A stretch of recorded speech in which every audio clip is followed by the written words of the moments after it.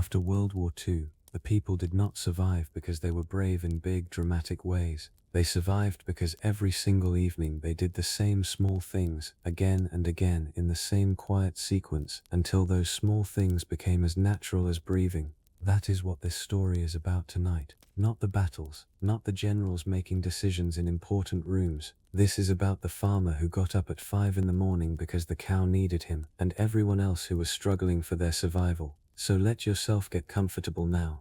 Let your body settle and your breathing slow. These stories do not need your full attention. They only need you to drift along gently in the quiet company of ordinary people who keep going, one small routine at a time. Fact number 1. Before the war, most people woke up slowly. They stretched, they blinked, they let the morning come to them at its own pace. The war did not take away that quiet moment between sleep and waking. It simply changed what happened inside it. In bombed cities across Britain, Germany, and Japan, civilians described how in those very first seconds of consciousness each morning, their minds would automatically run a quick, quiet check. Had there been a raid last night? Was the house still standing? Were the sounds outside the right sounds? Was everyone in the family still here? This check was not panicked or dramatic. It was simply the first item on the morning's list, performed before the eyes were even fully open, as automatic as the first stretch of the arms or the first slow breath of the day. If the check came back clear, the morning continued in its ordinary way. If something felt wrong, the day began differently, from a different starting point. But either way, the morning began. The check was completed. The legs swung over the side of the bed, the feet found the floor, and survival, on its most basic level, started right there, in those quiet first seconds before the day had properly asked anything of anyone yet. Fact number 2. Rationing in Britain turned the weekly shopping trip into something much more complicated than it had ever been before. The women who managed their household's food learned to treat the ration book not as a simple document but as a puzzle that needed solving fresh every single week. Every Sunday evening, across millions of British homes, women would sit down at the kitchen table with their ration books laid out in front of them. They would look at what they had, think about what the week needed, and work out how to match the two together. This was not simple adding and subtracting. It required knowing which shops were likely to have stock, which days deliveries came, which ingredients could replace which other ingredients, and how to sequence the week's purchases so that nothing ran out before Friday. The women who did this well were doing something genuinely skilled. The difference between a well-managed ration book and a poorly managed one was the difference between a family that ate adequately all week and a family that ran short by Thursday.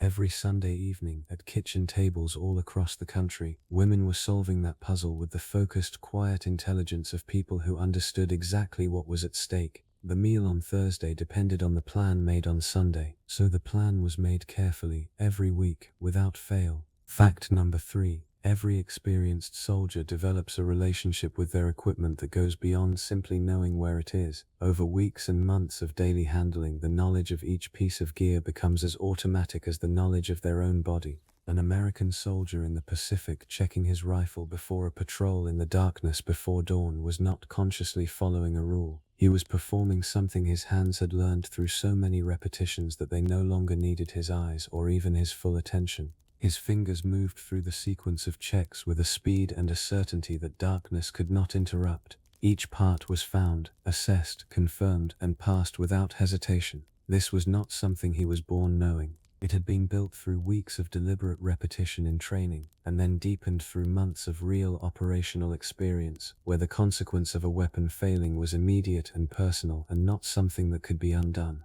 The routine of the equipment check was the soldier's answer to a specific kind of anxiety, not the anxiety that could be talked through or reasoned away, but the anxiety of a man about to walk into a dangerous place, who needed to know that the one thing standing between him and what he was walking toward was in perfect working order. The check was the answer. The hands knew what to do, and in the knowing there was something that felt, if not exactly like calm, then at least like readiness. Fact number 4. Keeping a packed bag by the front door became so common in bombed British cities that the bag's contents became a kind of quiet autobiography, a record of what each family had decided through their own private calculation could not be left behind when the sirens went off. The government gave guidance on what to include: identity documents, insurance papers, a torch, a first aid kit, any essential medicines. Most households followed this guidance and then added to it according to what mattered most to them. Almost every bag contained a photograph of the husband who was away. Almost every bag contained the children's ration books. Most contained whatever small amount of cash the family had managed to set aside, the personal letters that could not be replaced. Some bags contained things whose presence revealed something deeper, a child's small toy, a piece of jewelry that had belonged to someone no longer alive, a book worn soft with so many readings that its pages had gone thin. The shelter bag was each family's answer to the question of what, if everything else were lost, was worth saving. Its contents, assembled and quietly adjusted across the months and years of the Blitz, were not just emergency supplies. They were a physical record of what a family loved most, chosen carefully in the middle of a war that had made the question of what matters a real and pressing one rather than an abstract one. Fact number 5. Soviet factory workers in the relocated industrial plants of the Ural Mountains and Siberia worked in conditions that would not have been legal in peacetime. 12-hour shifts were standard. 16-hour shifts were not unusual when production needed to surge. The workers who kept going across those months and years without completely breaking down did so through the careful management of every hour that was not spent on the factory floor. The few hours between shifts were not wasted. They were managed with a precision that matched the precision of the work itself. Each worker had their own sequence. Eat first, then wash if water was available, then sleep, then wake, then return.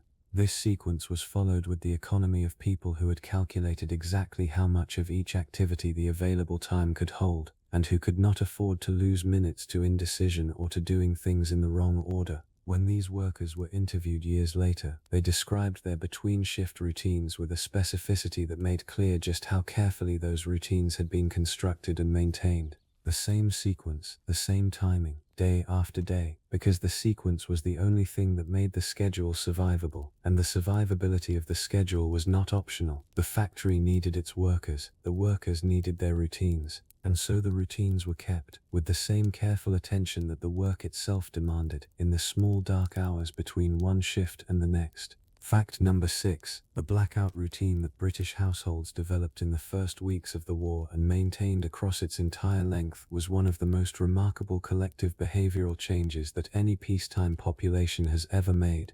Every window covered before dark, every door checked before it was opened, a room-by-room sequence performed every single evening, becoming automatic within weeks. Families developed their own specific blackout routines, who checked which rooms, in which order, the particular method used for each window. These small details varied household by household, but the discipline behind them was shared by millions. Children were given responsibility for specific rooms as soon as they were old enough to manage it reliably. The blackout became one of the first genuinely important household tasks that wartime children were assigned, and most of them took it seriously. By 1941, most British households were running their blackout sequence with such speed and ease that it had stopped feeling like a wartime measure and had become simply part of the evening, as automatic as eating dinner or locking the front door. The routine had been installed so deeply into daily life that it no longer required any conscious effort or any particular motivation. It simply happened each evening because it was the next thing that happened, and the thing after that, and the day would not properly close without it. Fact number 7. Resistance couriers in occupied Europe built their survival around routines whose apparent ordinariness was the entire point. The woman who walked the same route to the market every Tuesday morning, at the same time, carrying the same basket, wearing the same coat, nodding to the same neighbors, was not being careless, she was being invisible. Consistency was the protection. A pattern of behavior so thoroughly ordinary that any deviation from it would be immediately noticeable, while the pattern itself attracted no attention at all. The courier was not performing bravery in any visible way. She was performing non-existence as a person of interest. Every ordinary detail of her Tuesday morning was a small piece of the same argument. There is nothing to see here. She is simply a woman going to the market, and yet the market trip was also a drop. The morning walk past exactly the building where the message needed to be delivered. The shopping bag contained, between its lining and its outer surface, the document that had to get through. The timing of every element had been worked out in advance against the known patrol schedules and checkpoint timings of the specific streets involved. What looked like nothing was actually the product of considerable intelligence and considerable nerve, performing its protective function most completely when it was least visible as any kind of performance at all.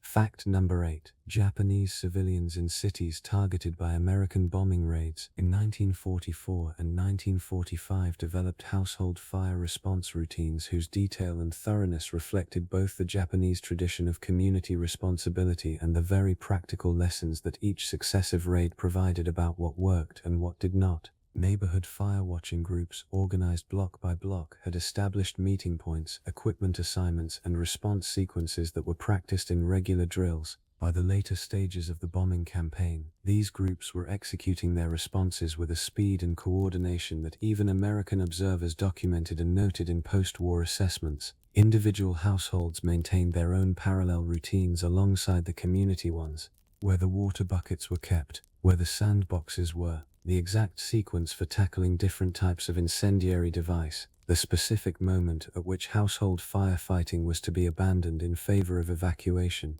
These routines were not adequate against the full scale of what the B-29s delivered. The Tokyo raid of March 1945, which killed an estimated 80,000 to 100,000 people in a single night, was simply beyond what any civilian routine could address. But the routines were what was available, and the families who had built and practiced them maintained them until the evidence of inadequacy was impossible to deny, because the alternative to having a routine was the specific helplessness of having no plan at all, and that felt far worse.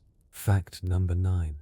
The food preservation routines of wartime households were ancient domestic technologies that rationing had elevated from occasional pleasures into primary survival strategies. Women who had never bottled fruit before 1939 were bottling everything their gardens and allotments produced by 1941, following instructions from Women's Institute pamphlets and Ministry of Food leaflets with the careful attention of people learning a skill on which their family's winter nutrition genuinely depended. The routine of the preserving season was learned quickly and practiced frequently enough to become habitual within a single summer, sterilizing the jars, filling them at the right temperature, sealing them properly, labeling them and storing them in the right order. Larder shelves that had once held shop-bought goods were now lined with the household's own production, rows of bottled plums, pickled onions, jams made from whatever the garden had given most generously that year. Each jar represented weeks of careful effort, and each jar would be drawn on through the winter months with a consciousness of its value that no shop-bought product had ever generated.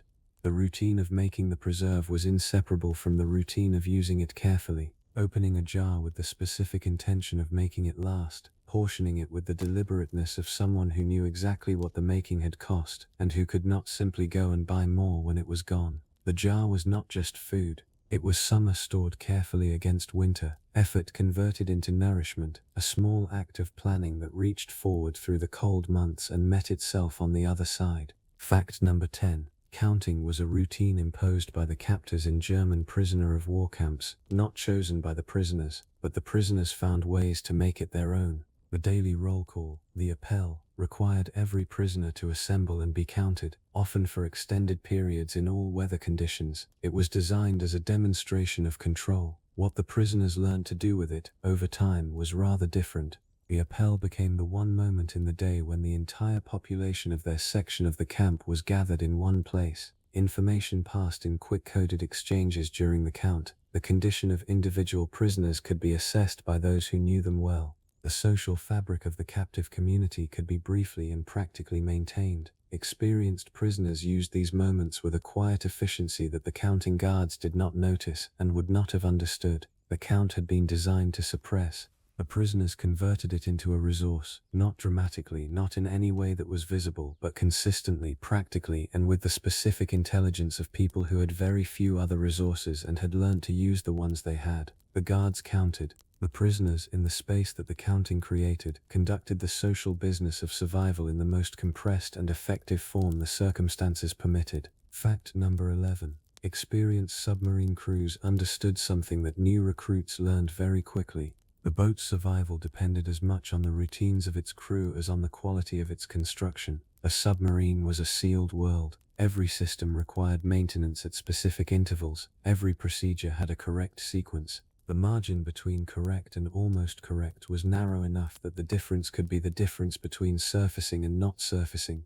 The routines that governed life aboard a wartime submarine, the watch schedules, the maintenance cycles, the diving procedures, the torpedo preparation sequences were not bureaucratic impositions. They were the accumulated knowledge of everything that had ever gone wrong, encoded into repeatable sequences that removed individual judgment from the moments where individual judgment was most likely to fail under pressure. New crew members who arrived with the idea that parts of the routine could be shortened or improvised learned otherwise quickly, not through formal discipline but through the social pressure of experienced men who understood exactly what the routines were for and who had no patience for the specific kind of confidence that treated them as optional. The boat ran on its routines the way its engines ran on fuel. The routines were not a feature of life aboard a submarine. They were the operating system on which every other feature of that life depended. Fact number 12. Waking before the rest of the household to light the fire was a routine that wartime women across Britain, Germany, and the occupied Netherlands performed in the cold dark of winter mornings with the quiet efficiency of people who understood that the fire was the household's first requirement, and that its establishment could not wait for anyone else to volunteer for the task.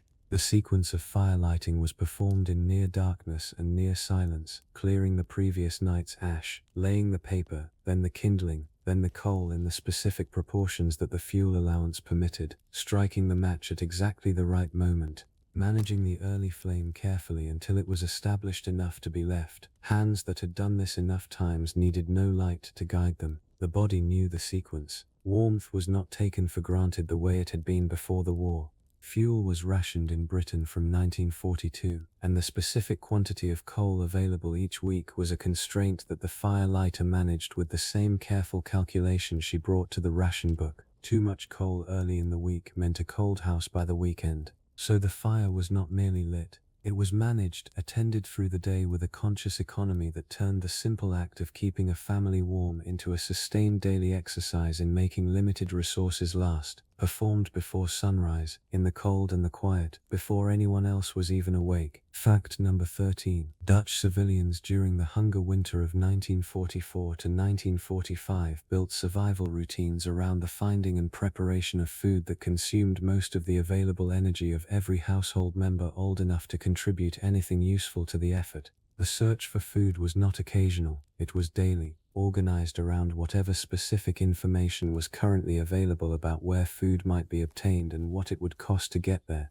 Families cycled or walked to the countryside to trade whatever remained of their household possessions for agricultural produce. They queued for hours at soup kitchens whose supply was uncertain. They foraged for edible plants in parks and along canal banks. And they shared information with neighbors constantly, keeping everyone informed about which farms were still trading, which roads were passable, which queues were worth joining. This routine was not fixed in the way that peacetime routines are fixed. It was adaptive, reshaped each day by the new information each day produced, calibrated against the energy cost of each option versus the likely nutritional return. The people who survived the hunger winter were, in significant part, the people who had built the most effective version of this daily routine and had maintained it with the most consistent discipline through the months in which the available options became progressively fewer and the margins between adequate and not adequate became progressively thinner. Fact number 14. Military nurses on active service developed handover routines between shifts whose thoroughness went considerably beyond what peacetime hospital practice had required.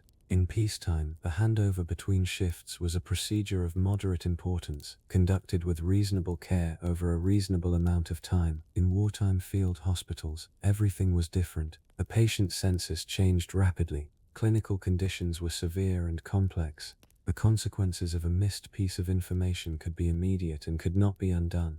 The handover became something close to a ritual, a systematic transfer of the entire knowledge state of the ward from one set of hands to another, conducted with a precision and completeness that the incoming nurse's ability to function effectively depended on entirely. Experienced wartime nurses described developing handover routines that covered not just the formal clinical information, the diagnosis, the treatment, the observations, but the less formal knowledge that was equally essential in practice. Which patient was likely to deteriorate in the next few hours, which family member needed to be contacted and when, which patient had just received bad news and was in a specific emotional state that affected their clinical management. This informal knowledge was as important as the formal kind, and the routines that transferred it reliably from one shift to the next were among the most sophisticated pieces of practical intelligence that wartime nursing quietly developed, in ward after ward, day after day, without ceremony. Fact number 15. Children in wartime schools developed homework routines shaped by conditions that their peacetime counterparts had never needed to navigate: the lack of consistent quiet space, the interrupted evenings, the specific challenge of concentrating on arithmetic or composition in households where the adults were managing multiple competing anxieties and the shelter might need to be reached at any moment. Teachers who understood these conditions set homework with a realistic awareness of what their pupils' evenings actually contained, and the children themselves developed practical strategies for completing it within whatever windows were available. A girl who did her arithmetic in the 15 minutes after the evening meal and before her mother needed the kitchen table for something else. A boy who completed his reading assignment in the Anderson shelter during the previous night's raid because it was the only uninterrupted time his household reliably provided. These were not unusual cases. They were the typical adaptations of children building study routines from the materials their wartime lives offered. The educational records of British children who stayed in school throughout the war show, with some consistency, that academic performance, while disrupted by evacuation and other major dislocations, was often maintained at respectable levels by children who had found through necessity and with the quiet support of teachers who knew exactly what they were dealing with, the small pockets of time and attention that their disrupted days still contained. Fact number 16. The letter-writing routine of wartime servicemen was a survival routine in a sense that went beyond the practical. Writing home was not simply communication. It was the maintenance of the self that existed in relationship. The son, the husband, the father, the continuity of those identities across the long separation of military service required the specific effort of regular written contact to remain real on both sides of the distance.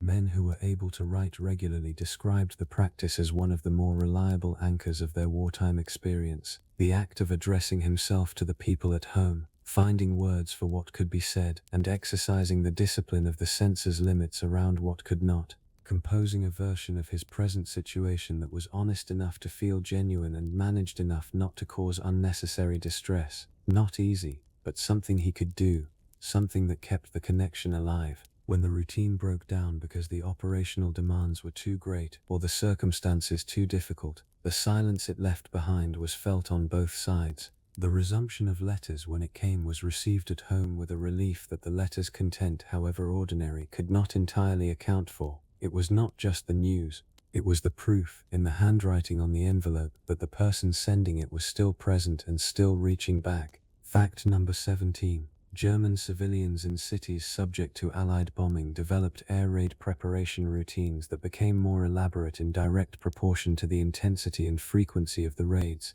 By 1943, households in Hamburg, Cologne and the Ruhr had developed what several civilian diarists described as a complete parallel domestic system, a set of procedures for transitioning the household from its normal evening state to a raid-ready state that could be executed in minutes and that had been practiced enough times to be performed without hesitation, in darkness, in noise, without needing to think. The pre-raid checklist covered the practical requirements: gas turned off, documents retrieved, shelter bag collected, children woken and dressed if necessary, but it also carried a psychological function that the practical tasks contained within them. The very act of going through the familiar sequence was a form of emotional management. The anxiety generated by approaching aircraft was not eliminated, but it was given a channel. It became directed rather than paralyzing. Each step completed was a step toward having done what could be done. By the time the family reached the shelter, the routine had done a significant part of its psychological work. They were not calm. Nobody in a shelter in Hamburg in 1943 was calm, but they were organized. They had acted. They had moved through the sequence step by step and arrived at the end of it with the specific comfort of people who had done everything within their power and who knew with a quiet certainty that required no further reassurance that this was all that anyone could ask. Fact number 18. The food-sharing routines that developed among groups of people thrown together by the war were among the more revealing social products of the survival experience because they required the negotiation in real time and under pressure of a deeply human question.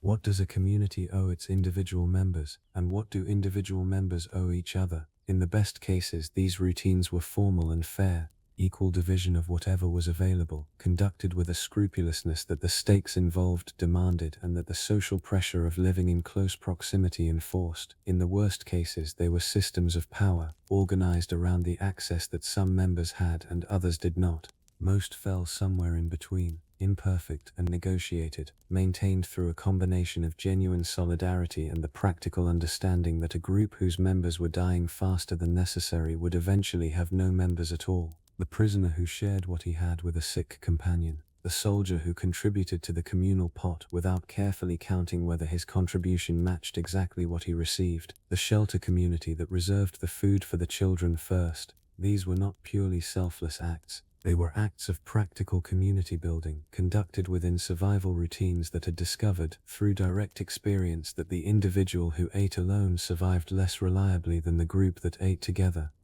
The sharing was the survival, and most people, when it came to it, understood this without needing it explained. Fact number 19. Keeping physically fit during wartime was a survival routine practiced most explicitly by military personnel, but present in some form across civilian populations as well. A body that was not maintained was a body that could not meet the demands that the wartime situation might, without warning, make of it. British civil defense workers were encouraged to maintain their physical condition throughout their service. The ARP warden who cycled to his post rather than walking was not making a statement about anything. He was maintaining the cardiovascular capacity that his job might require of him on a night when he needed to move quickly through rubble in darkness. Women working long shifts in munitions factories who walked the miles between their accommodation and the factory, rather than queuing for the reduced bus service, were maintaining a physical resilience that the work required. The specific forms of fitness maintenance varied enormously. Formal morning exercises in military camps, daily walking by civilians who had lost other forms of transport, the physical demands of agricultural work that kept rural populations in a different but equally functional physical condition. What connected these various practices was a shared underlying logic. The body was a tool, its maintenance was a responsibility. Allowing it to deteriorate through inactivity was a form of unpreparedness that the wartime situation specifically could not afford. So the tool was maintained daily in whatever form the available circumstances permitted. Fact number 20. The last thing done before sleep, the quiet tour of the household that confirmed everyone was present and safe, was a parental routine that the war had transformed from a gesture of ordinary love into something considerably more weighted. Parents who conducted this ritual in bombed cities were checking something whose stakes were different from the peacetime equivalent. The child asleep in the bed was the child who had survived the day, and the confirmation of this, the sight of the sleeping face, the sound of breathing in the dark, the warmth of a small body present and intact under its covers, was received each evening with a quality of gratitude that peacetime had not required the same gesture to carry. Mothers who described this routine in wartime diaries and post-war oral histories are consistent in noting its emotional significance, the specific relief of the completed round, all children present, all breathing, all alive in the particular and irreplaceable way that a child asleep in their own bed is alive. The routine had always been an act of love. The war had made it also an act of counting, of establishing each night that what was most important was still there, still intact, still available to be loved tomorrow in the same specific way it had been loved tonight. The round was completed, the door was gently pulled shut, and the parent carried that specific and fragile relief to bed with them. Fact number 21. Bread rationing in Britain did not begin until after the war ended. Throughout the entire conflict, bread remained unrationed, and the bakers who produced it maintained their routines with a consistency that bombing campaigns, fuel shortages, and disrupted flour supplies repeatedly tested but never permanently broke. The baker who rose at 3 in the morning to begin the day's production was not rising at 3 because the war had changed his schedule. He had always risen at 3. The war had changed everything around his schedule. Deliveries were less reliable. Fuel was more carefully measured. Staff had been reduced because some had enlisted, but the schedule itself remained, because the schedule was what produced the bread, and the bread was what the neighborhood required. The heroism of the wartime baker was invisible. The bread appeared on the shelf each morning with the same regularity it had appeared before the war. The effort required to maintain that regularity in wartime conditions was absorbed entirely into the routine itself, leaving no visible trace of the difficulty it had overcome. Nothing in the shop window suggested what the 3 in the morning had cost that particular morning. Only the bread was visible, ordinary, warm, present when it was needed, as it had always been, and that simple, unremarkable fact was what the routine had existed to produce. Fact number 22. Nighttime in Japanese internment camps in the Pacific produced specific survival routines among the civilian prisoners, mostly European and American nationals caught by the rapid Japanese advance of early 1942, that the camp's official structure did not organize, and that the prisoners developed entirely themselves. The assignment of night watches among prisoners was an informal arrangement. The camp authorities neither authorized it nor knew about it. It was a self-organized security system through which the prisoners maintained their own overnight awareness of the camp's condition. The watch kept track of who was ill and might need help during the night, who was showing the specific signs of physical deterioration that malnutrition and tropical disease produced in recognizable stages, what the guards' overnight patrol patterns looked like, and when they could be expected at which posts. This last information was shared each morning between the night watch of one barracks and the next, building over weeks into a detailed map of the guards' habits and timings that had practical value for anyone who needed to move at night for any reason. The formal structure of the camp organized the prisoners' days. The informal structure they built themselves organized their nights. Both were necessary. The prisoners understood this clearly and completely, without anyone having to explain it to them, because the understanding had been produced by the specific daily experience of needing both and having only one provided. Fact number 23. Making the most of a single bar of soap was a routine that wartime households across every rationed country developed into a minor domestic art form. Soap was rationed in Britain from February 1942 at 4 ounces per person per month. A quantity so modest that managing it required a deliberateness that pre-war soap consumption, which had been casual and uncounted, had never once demanded. The soap was stored in a specific place, used with a specific economy. The sliver that reached the end of its usable life as a separate bar was pressed against the new bar and incorporated into it rather than discarded. The water in which clothes had been washed was used again for a second load before being changed. The sequence of tasks requiring soap was ordered carefully to make the most of each application. None of this was technically difficult. All of it required the sustained low-level attention to resource management that wartime scarcity installed as a permanent feature of household consciousness. The pre-war assumption that more was always available was quietly replaced by the wartime understanding that what was available was what was there, and that what was there had to be enough, and that making it enough was a skill worth developing and maintaining across the entire duration of the shortage. The soap was used carefully, nothing was wasted,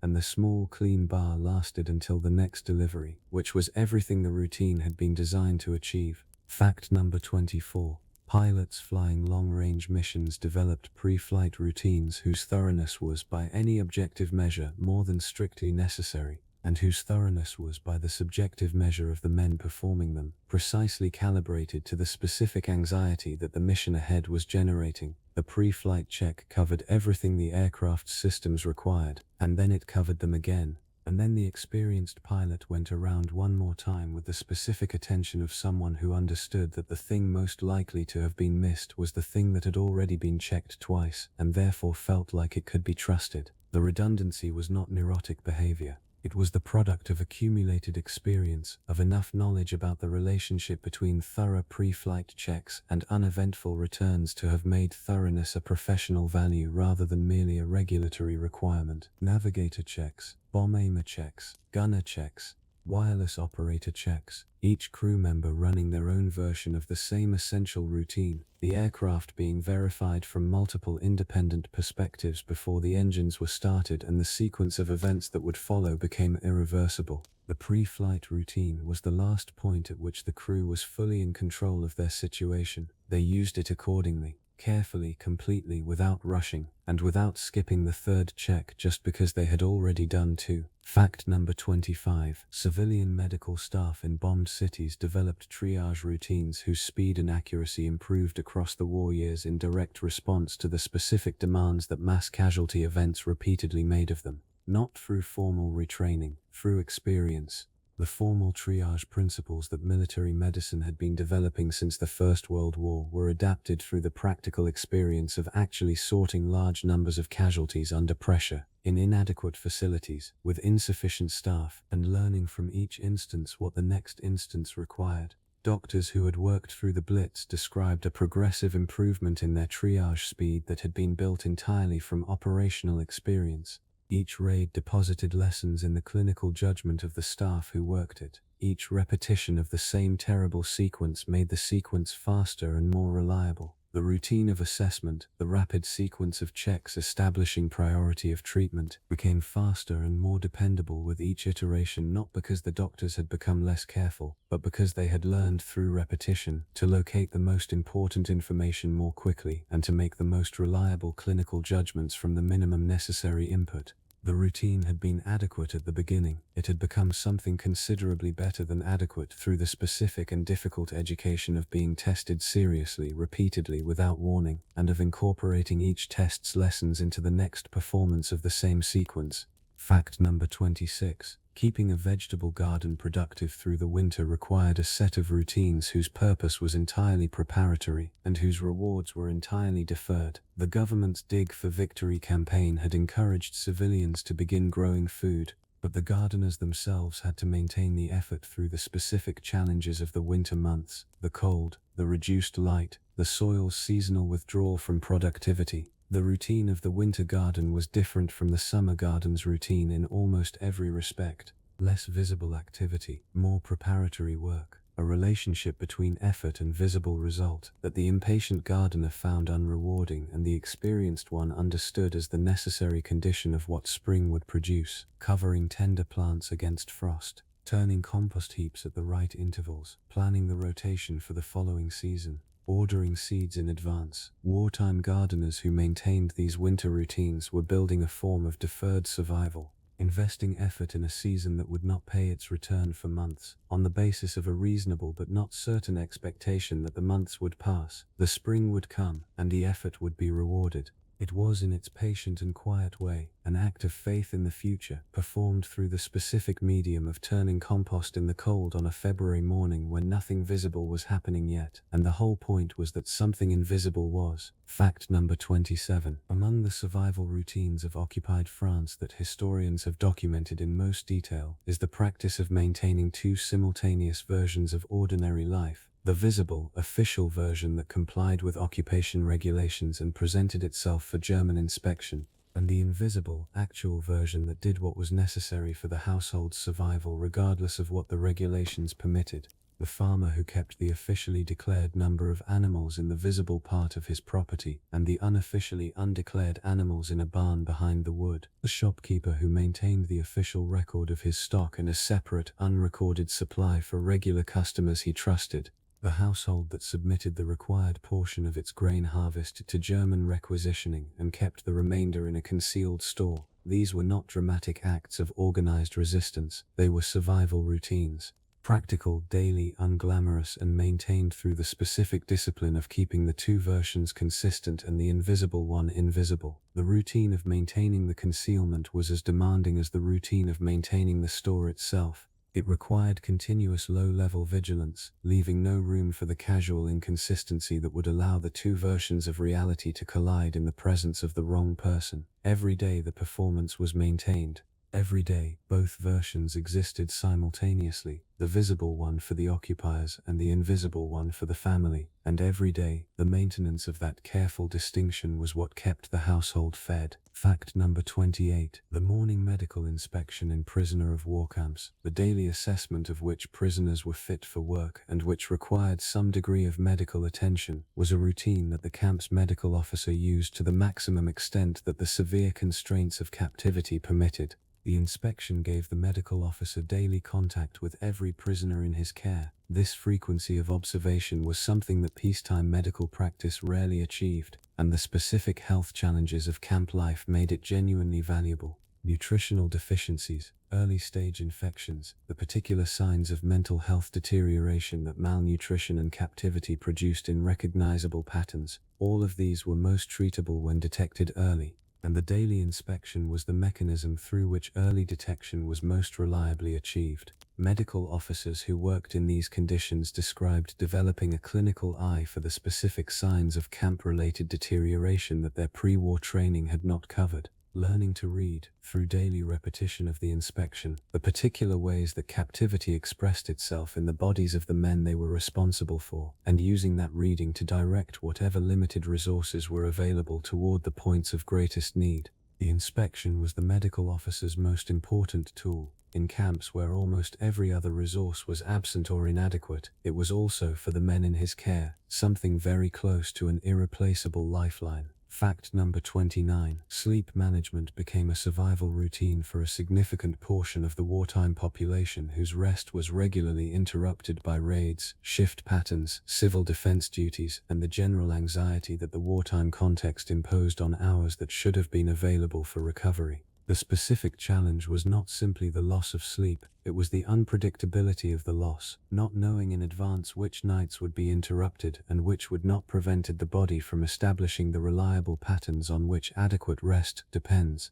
People who had to function effectively on disrupted sleep developed practical strategies for managing the deficit. The brief sleep taken in the afternoon when the opportunity arose, the specific pre-sleep routine that prepared the body for rest as efficiently as possible. The deliberate management of the sleep environment to maximize the quality of whatever sleep was actually available. Civil defense workers who might be called out at any hour described sleeping in their clothes as a routine that reduced the time between the summons and the readiness to respond, and that also, in the specific psychology of readiness, reduced the psychological gap between sleeping and waking that the need to dress would otherwise have required the mind to cross. The body learned to sleep lightly, prepared to surface quickly. The routine of sleeping in a state of readiness was its own form of survival adaptation, unglamorous and effective, practiced nightly by people who had accepted that this was simply what nights were now. Fact number 30. The end-of-day accounting that wartime households conducted was an informal but essential daily reckoning. What had been used, what remained, what tomorrow's supply situation was likely to be. Women managing rationed households performed this accounting with a regularity and precision that the pre-war household had not required. The coal in the scuttle had to be counted against the week's allocation. The food in the larder had to be assessed against the meals remaining before the next shopping day. The soap, the matches, the candles, the torch batteries. Each was a resource with a finite supply and a specific rate of consumption, and the woman who lost track of any of them was the woman who found herself without them at the moment they were most needed. The daily accounting was not a pleasant routine. It was the routine of someone managing scarcity rather than abundance, conducting each day's audit with the specific attention of a person who understood that the margin between adequacy and shortage was narrow enough to require daily monitoring rather than occasional review. But it was also, in its steady and unglamorous way, one of the primary mechanisms through which wartime households maintained their own resilience. The daily check that kept the household aware of its own condition, the routine that noticed the problem before the problem became a crisis. Small, consistent, and entirely necessary. Fact number 31. Suing by lamplight after the children were in bed occupied the final hours of the day for millions of wartime women across Britain, America, and occupied Europe. Not the leisurely needlework of peacetime evenings, but the purposeful, necessary sewing of people who had garments to repair, clothes to alter, and a government campaign telling them that every mended item was a small contribution to the war effort. The make do and mend philosophy had converted what had once been an occasional domestic task into a nightly occupation.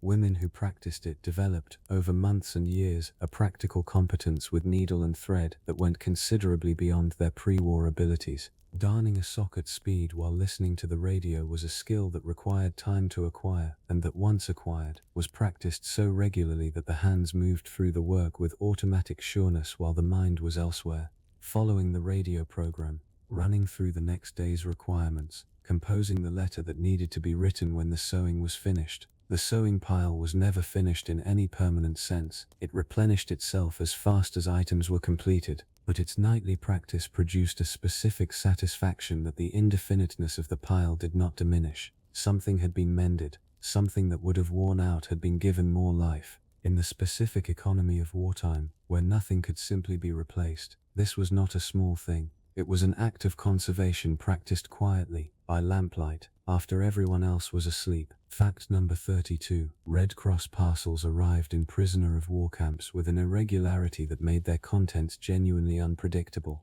Sometimes weekly, sometimes not for months.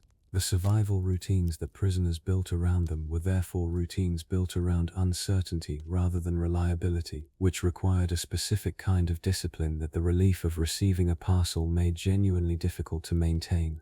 The arrival of a parcel was occasion for a specific social ritual, the opening conducted communally, the contents inventoried and recorded, the decisions made about what was consumed immediately and what was stored against the possibility of a long gap before the next delivery. Experienced prisoners, those who had already lived through extended periods without parcels, tended toward conservation, eating less than the parcel's contents might have permitted, building a small reserve against the future gap they knew would eventually come.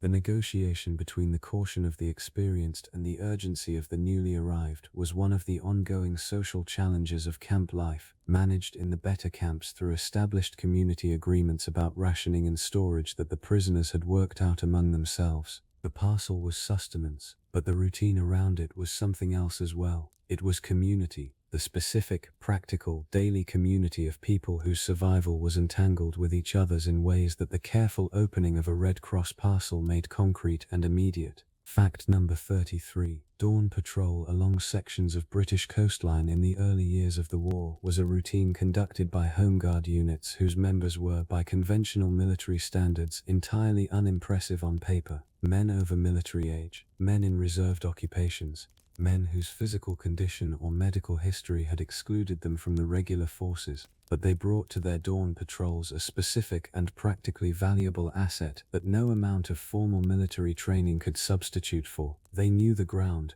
The retired fisherman who walked the same stretch of beach at dawn each morning knew it in a way that was the product of decades of direct experience. He knew where the tides left specific deposits at specific times of year. He knew which sections of cliff were unstable. He knew the precise sound of the sea on that section of coast under different wind conditions, and what a deviation from those familiar sounds might mean. This was not information that could be acquired quickly. It had been built across a lifetime of living and working in one specific place, and it was the Home Guard's primary tactical asset. The men who walked those dawn patrols were not dramatic figures. They were people doing a necessary job in a place they knew better than anyone else, applying the specific, unrecorded, entirely practical intelligence that a lifetime of attention to a single landscape produces. Their patrols were quiet, their knowledge was real, and the combination was, in the specific circumstances, exactly what was needed. Fact number 34. Keeping a personal record of the week's nutrition, tracking the specific quantities of each food group consumed against the minimum requirements that wartime health guidance recommended, was a routine practiced by a minority of wartime civilians but documented in enough diaries and personal accounts to be recognized as a genuine feature of the period. Women who maintained these records were motivated by a specific concern. Rationing was designed to ensure adequate nutrition across the population, but it did not guarantee against deficiencies in specific vitamins or minerals that its broad structure could not fully account for. The records they kept were often handwritten tables in the margins of diaries or on the backs of government nutrition leaflets. Columns for protein, for vitamins, for calories, checked against the week's actual consumption with the careful attention of people who had taken the Ministry of Food's message seriously. Whether these nutritional records were accurate enough to be genuinely useful in a scientific sense is a separate question from whether the routine of keeping them was valuable. The evidence suggests it was, not primarily because the arithmetic was always reliable, but because the habit of attention to the body's specific requirements that the record-keeping encouraged produced a quality of dietary awareness that shaped the household's food choices in ways that went beyond what any single entry captured. The routine produced the awareness. The awareness shaped the choices, and the choices, repeated across weeks and months, kept families as well nourished as the circumstances permitted. Fact number 35. Teaching children the shelter drill, the specific sequence of actions that a bombing raid required the household to perform, explained and practiced until the children could execute their part of it reliably in darkness and noise, was a parental routine that mothers in bombed cities approached with a combination of matter-of-fact practicality and very carefully managed emotional tone. The drill had to be taken seriously enough that the children would follow it reliably in an actual raid, which meant it had to be practiced enough to become automatic, but it could not be taken so seriously that the practice of it produced the very anxiety in the children that the drill was partly designed to help manage. The mothers who navigated this balance most successfully were those who framed the drill as a household skill, something the family did together, like cooking or gardening, rather than primarily as a response to danger, which it also was, but which that framing would have made less useful and less reliably executable. Children who knew their part of the drill and had practiced it enough to perform it automatically were children who, when the actual raid came, had something to do. A specific, practiced, competent sequence of actions that replaced the paralysis of pure fear with the forward movement of purposeful response. The drill was not false reassurance, it was the most honest form of reassurance available. The specific, practical reassurance of knowing exactly what to do when the thing that had been feared became real. Fact number 36. Fire watching from a rooftop in wartime London required a physical stamina and a mental alertness across the hours of a night watch that the volunteers who performed it sustained through routines designed to manage a specific challenge. Not primarily fear, though fear was present. The challenge was alertness, the maintenance of effective observation across the full duration of the watch in conditions that were cold enough to induce physical torpor and quiet enough, on the many nights between raids, to produce the specific inattentiveness of a person watching for something that is not currently happening. Fire watchers developed personal counter-inattentiveness routines, the regular movement around the rooftop to maintain circulation and change the angle of observation, the timed checks of specific sectors of the visible skyline, the attention to specific landmarks that provided reference points for identifying new smoke or new light. These were not techniques anyone had formally taught them. They were adaptations developed through experience that each fire watcher had discovered produced a more reliably alert watch than simply standing still and hoping to notice things. The tea in the thermos, drunk at specific intervals, was both practical warmth and a timing mechanism. The cup that marked the passage of the watch in measurable units, that gave the long dark hours a structure they would otherwise have lacked. The fire watcher who made it through the night without missing a genuine incident had maintained their alertness successfully. The routine, modest and entirely unglamorous, was what made that maintenance possible. Fact number 37. The morning news-gathering routine of resistance network leaders in occupied Europe, the daily process of assembling information from multiple sources, assessing its reliability, and distributing what was actionable through the network's communication channels, was a survival routine conducted under the specific pressure of knowing that both the information being gathered and the channels through which it moved were active targets of German counterintelligence. The information came from multiple directions simultaneously. The clandestine BBC listener who reported the previous night's broadcast, the railway worker who had noticed unusual movements of German rolling stock, the farmer whose land abutted a German military installation and who had observed something that deviated from its usual pattern, the city official whose access to German administrative records occasionally produced items of genuine military value. Assembling these fragments into a usable picture required both analytical intelligence and the specific practical wisdom of knowing which sources were reliable, which were likely carrying German disinformation, and which occupied a middle ground of partial reliability that required corroboration before anything could be acted on. The morning intelligence routine was never safe, never straightforward, and the people who conducted it were aware, with a clarity that the routine's familiar repetition did not diminish. that the penalty for its discovery was not imprisonment, it was death. They did it anyway, each morning carefully because the network required it, and because the work, whatever its cost, was worth doing.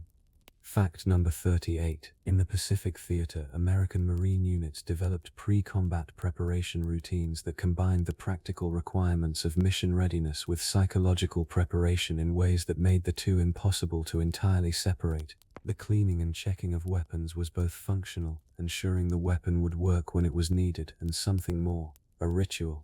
A way of giving the mind something specific and immediate to do in the hours before an operation when unoccupied thought was the most dangerous available mental state. The specific sequence of the weapon check was performed with a concentration that excluded other content. You could not think about what was coming while your attention was fully occupied with the precise assessment of whether the mechanism was functioning correctly. This exclusion was not accidental.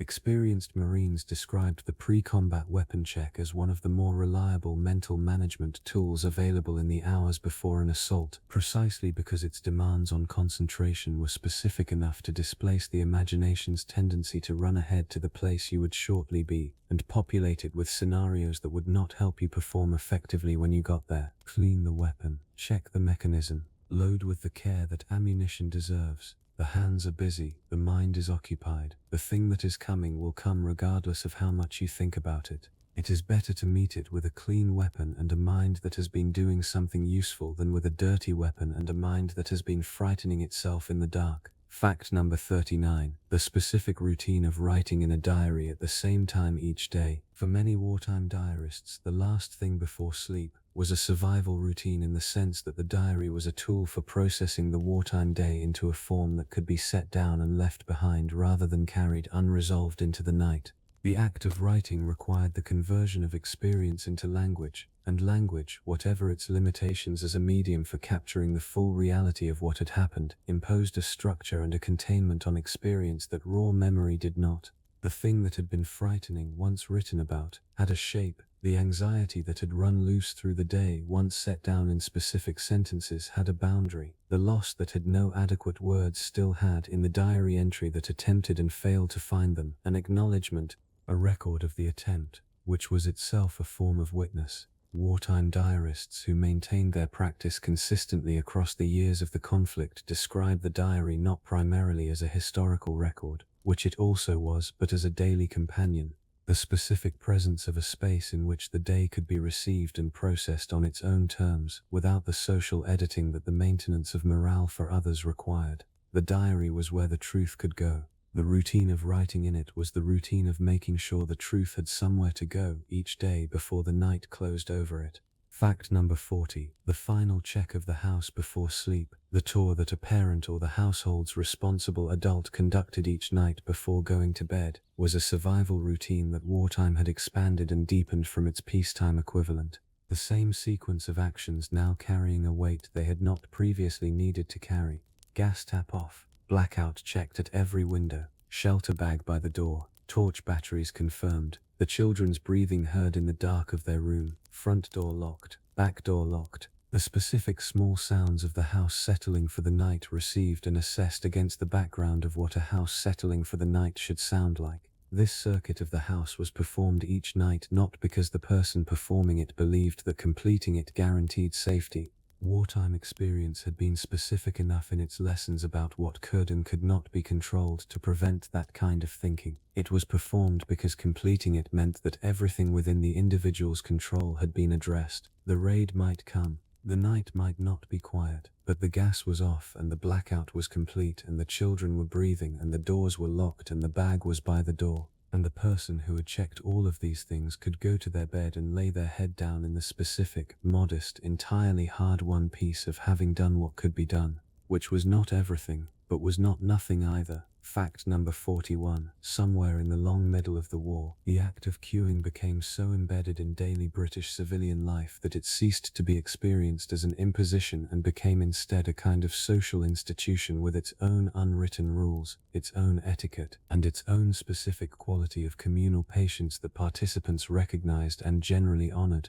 The queue for the fishmonger on a Thursday morning, the queue at the butcher's on a Saturday, The queue that formed outside a shop when word passed through the neighborhood that a delivery had arrived. These were not simply lines of people waiting for goods. They were temporary communities, assembled by shared need, conducting themselves according to a code of behavior whose central principle was the absolute inviolability of the established order. Queue jumping was among the more serious social offences of wartime civilian life, treated with a collective disapproval that the British talent for pointed understatement made particularly effective. Within the legitimate queue, however, the waiting generated its own social warmth. Conversation that began between strangers because they were standing close enough that not talking required more effort than talking. The exchange of information about where else things might be obtained. The particular solidarity of people who were all waiting for the same modest thing and who understood, without needing to say so, that the wait was the same for everyone, that bearing it with good humor was both the decent and the practical response, and that this, for now, was simply what shopping was. Fact number 42.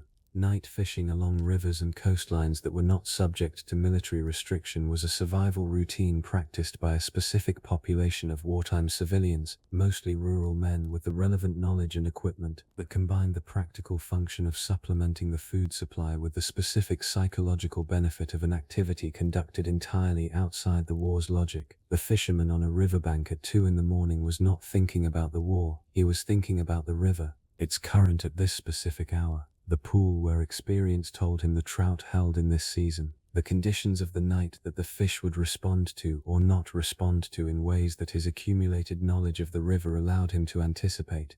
This total absorption in a specific, natural, immediately present activity was one of the more complete forms of mental relief that the wartime period produced. The fish caught was a practical gain, genuinely useful protein for a household operating within the constraints of rationing. But the hours spent in the specific, unhurried, entirely non-military attention of night fishing were a form of psychological maintenance that several wartime accounts describe as essential rather than incidental, not a luxury, a necessary replenishment of whatever the war was progressively drawing down. The river did not care about the news, the fish did not care about the war, and for a few hours in the middle of the night, neither did the fisherman. Fact number 43. Keeping the household's financial records with a precision that pre-war domestic accounting had rarely demanded was a routine that wartime women developed out of the specific necessity of managing reduced and constrained budgets with no margin for the imprecision that easier circumstances permit. The household accounts book, the weekly record of income expenditure and the specific allocation of each category of rationed resource was maintained in wartime households with a thoroughness that several women described as the most demanding administrative task the war had added to their already considerable existing responsibilities. It was not the complexity of the arithmetic that made it demanding. The sums were modest. It was the sustained attention required to track every small expenditure, to notice the points at which spending was drifting beyond what the week's allocation permitted, and to make the adjustments in real time that kept the household solvent through to the following pay packet. Women who had never managed household accounts before the war learned to do it because there was no one else to do it, and because the consequences of not doing it were immediate and personal. The skill they developed was genuinely valuable and genuinely hard-won, and the confidence with which they managed household finances after the war, in many cases for the first time in their lives independently, was one of the less examined legacies of a wartime routine that nobody had chosen but that many had thoroughly, quietly mastered. Fact number 44. The routine of equipment maintenance in a field artillery unit, the daily inspection and servicing of the guns conducted regardless of whether the guns had been fired, regardless of the weather, regardless of the operational tempo surrounding it, was a survival routine in the most straightforward possible sense.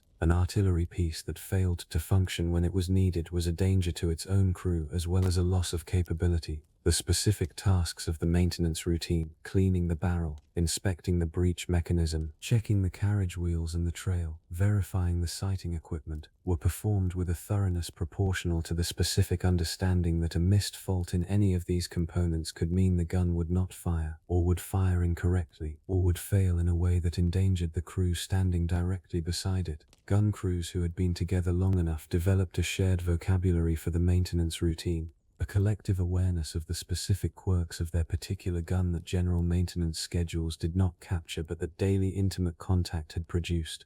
This specific personal knowledge of the individual gun, its particular tolerances, its particular wear patterns, its particular way of behaving in specific conditions was a form of expertise that the maintenance routine both expressed and continuously deepened. The crew knew their gun, the gun knew its crew, and that mutual familiarity, built through the daily repetition of the same careful routine, was what kept both of them functional.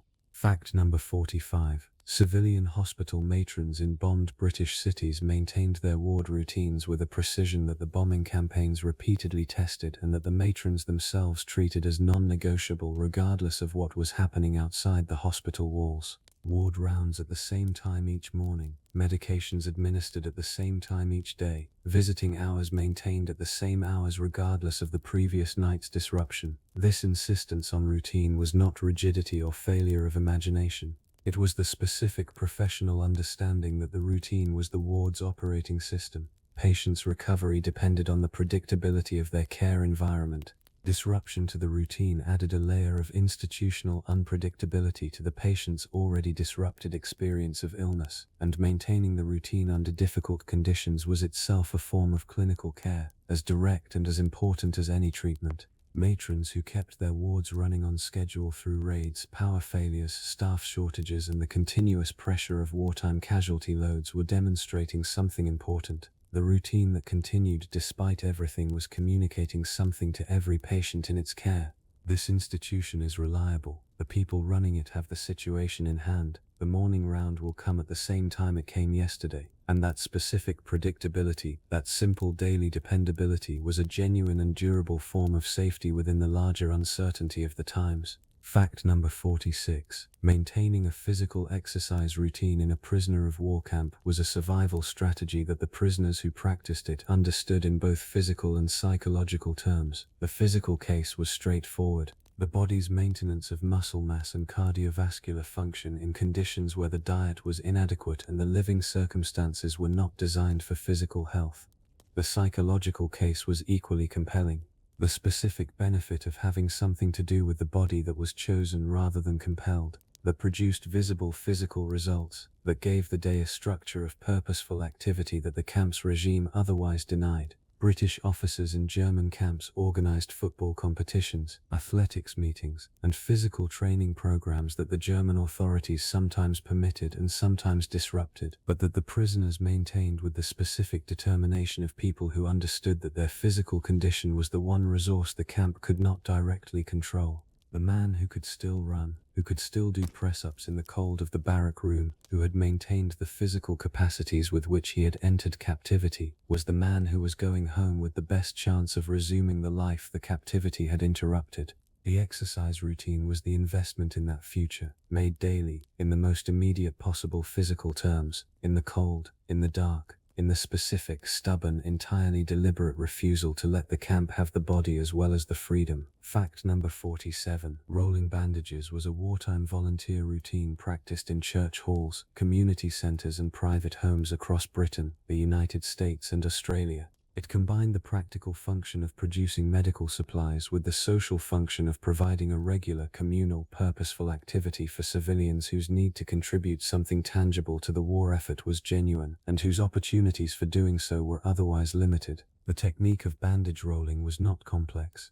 A specific sequence of folds and rolls that produced a dressing in the standardized form that medical use required. But its execution to the required standard needed practice, and the groups that gathered to do it developed over time a collective competence that made their evenings productive in measurable quantities of finished dressings. The social character of the bandage rolling evening was at least as important as its output. Women gathered around a table, hands occupied with the specific, repetitive, undemanding physical task of rolling, were in the condition most favorable to genuine conversation. Not the guarded talk of people attending carefully to each other's faces while also monitoring the content of what they are saying, but the easier, more candid conversation of people whose hands are busy and whose faces are therefore free of the self-consciousness that direct eye contact produces. What was said around the bandage rolling table was often more honest than what was said in most other social settings, because the work gave everyone a quiet and comfortable reason not to have to look up. Fact number 48. Maintaining the allotment through the difficult months of early spring when the ground was still cold. The previous season's growth was exhausted, and the new season's productivity had not yet begun, required a specific set of routines whose purpose was entirely preparatory, and whose rewards were entirely deferred. The gardener who turned up at the plot on a cold February morning to dig over the empty beds and work in whatever compost was available was not producing food in any immediate sense. They were investing in the April and May that would follow, building the soil's fertility and structure against the specific requirements of seeds not yet planted, in the ground not yet warm enough to receive them. This forward orientation, the sustained effort directed at a future benefit rather than a present one, was one of the more psychologically interesting features of the wartime allotment routine.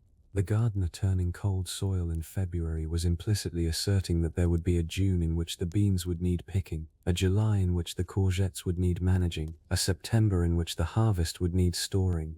The routine was a form of optimism expressed entirely in physical labor, the specific, practical, entirely concrete confidence of a person who believed the future was worth working toward, demonstrated not through words or declarations but through the most direct medium available.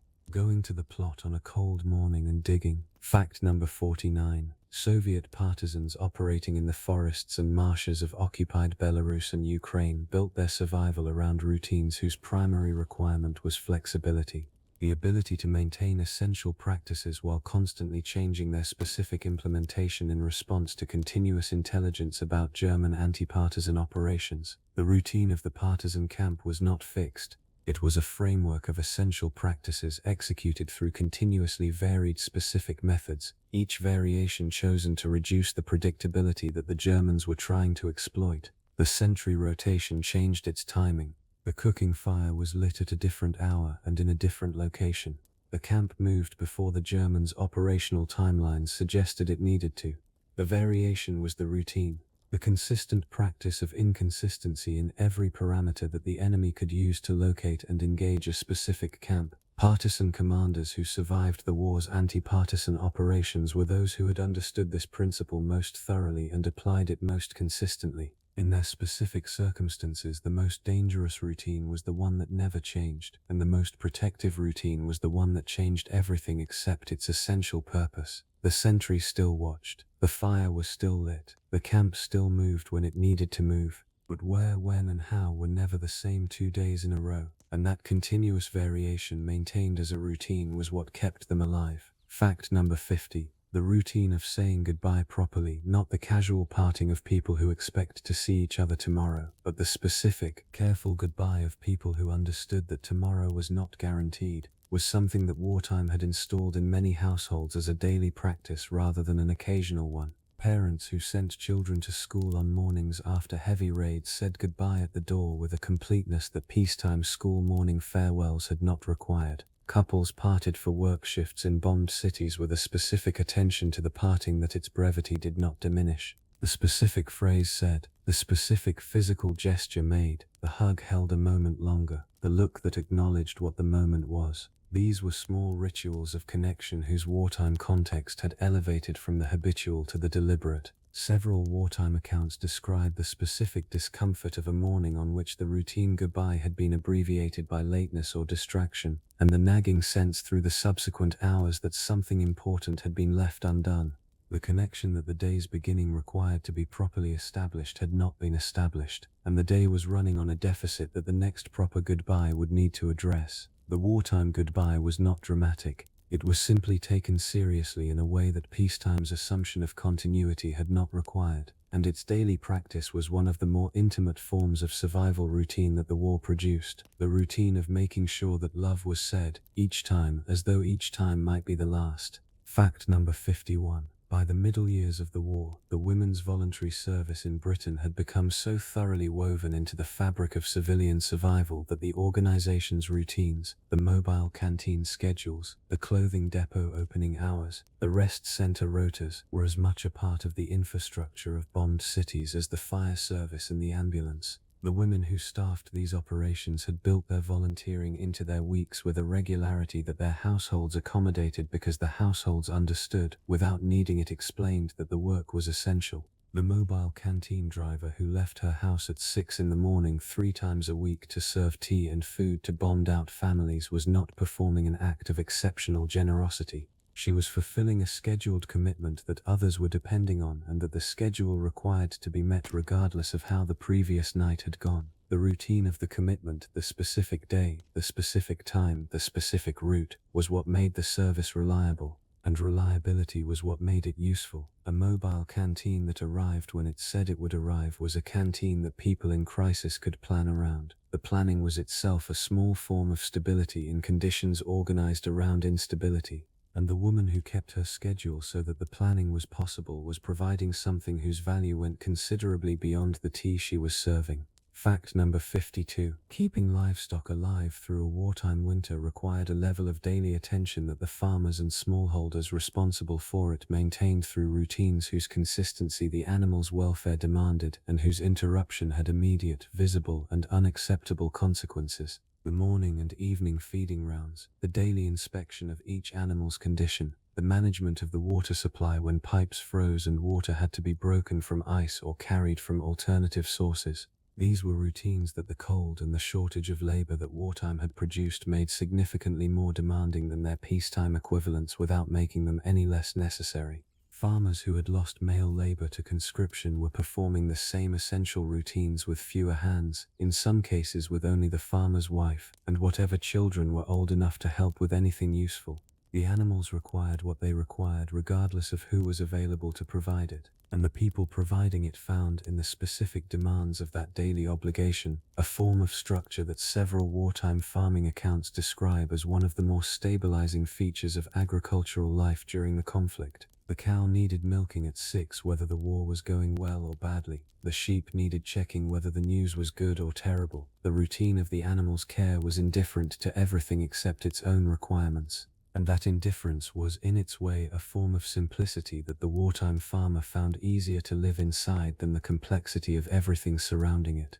Fact number 53. The intelligence briefing routine that established Allied army commanders maintained each morning of an active campaign, the daily assembly of whatever information the previous night's reconnaissance, signals, intercepts, prisoner interrogations, and aerial photography had produced, organized into a coherent picture of the current enemy situation, was a survival routine in the most direct possible sense. The commander who went into the day's operations without this briefing, or with a briefing that was incomplete or inaccurate, was making decisions from a map of reality that did not match the actual territory. The consequences of that mismatch were measured in the lives of the men whose operations he was directing.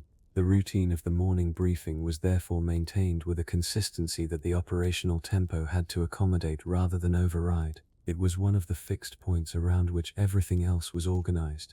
Staff officers who prepared these briefings worked through the night to ensure that the information presented was as current and as accurate as the available sources permitted. The briefing itself lasted as long as it needed to last, covered every relevant dimension of the current situation, and concluded with a synthesis that the commander could immediately apply to the decisions he was about to make. The routine was not administrative. It was operational, in the most fundamental sense. The day's decisions could only be as good as the morning's information, so the information was gathered every night and presented every morning, without exception. Fact number 54. Making tea for someone who had just received bad news was a wartime routine so universal in British civilian life that it had become, by the middle years of the conflict, something close to a social reflex. The specific, practical, entirely modest response to distress that the British domestic culture had developed, and that the frequency of wartime bad news had elevated into a ritual of genuine significance. The making of the tea was not primarily about the tea. It was about the maker's need to do something, to respond to the distress with a physical action that expressed care in the most available and least intrusive form. The action that said, "I am here and I want to help, and this is the help I can offer right now." It was also about the recipient's need to receive something, to be in the presence of someone performing a simple act of care on their behalf, to have a warm object placed in their hands, to have the social form of the offer and the acceptance provide a small, structured bridge between the moment of the bad news and whatever came after it. The tea was often barely touched. Its making and its offering were the point, not its consumption. The ritual was a way of being present with someone in their difficulty without requiring them to speak or respond or perform anything other than the simple act of receiving what was being offered. It was in its modest way one of the kinder things the wartime world quietly produced. Fact number 55. Learning the names of the people you worked alongside, not the formal names from the official roster but the actual names by which people knew themselves, the shortened versions and the nicknames and the specific forms of address that a particular person responded to as their own, was a survival routine practiced by anyone who understood that the quality of the relationships in a working group directly affected the group's ability to function under pressure. Unit cohesion, workplace solidarity, the specific social trust that allows a group of people to act effectively together in difficult conditions.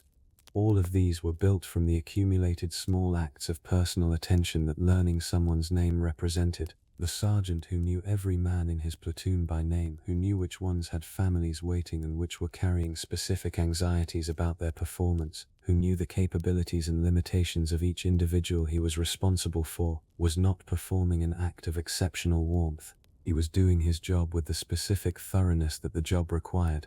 The name was the beginning of the knowledge. The knowledge was the foundation of the trust. The trust was the mechanism through which a group of individuals became a unit capable of doing the things that units are required to do.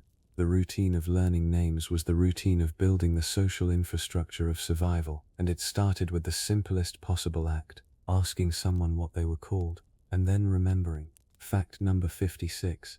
Maintaining a consistent sleep schedule aboard a naval vessel during a long patrol, going to your bunk at the same time each off-watch period regardless of whether sleep came quickly, rising at the same time regardless of whether the sleep had been adequate, was a survival routine that experienced sailors followed with a discipline that newer crew members sometimes found difficult to understand until the consequences of ignoring it became apparent. Sleep on a wartime vessel was never guaranteed. The alarms, the operational demands, the specific anxiety of a watch in dangerous waters could interrupt rest at any point, but the routine of attempting sleep at the same time in the same place with the same pre-sleep preparation was the mechanism by which the body's capacity for sleep, its willingness to enter the state quickly and to extract maximum recovery from whatever time was available, was maintained across the patrol. The sailor who went to his bunk at the same time even on nights when he was not immediately tired was training his nervous system to associate the specific circumstances of the bunk with the specific state of sleep, so that when the circumstances were right, the state would follow.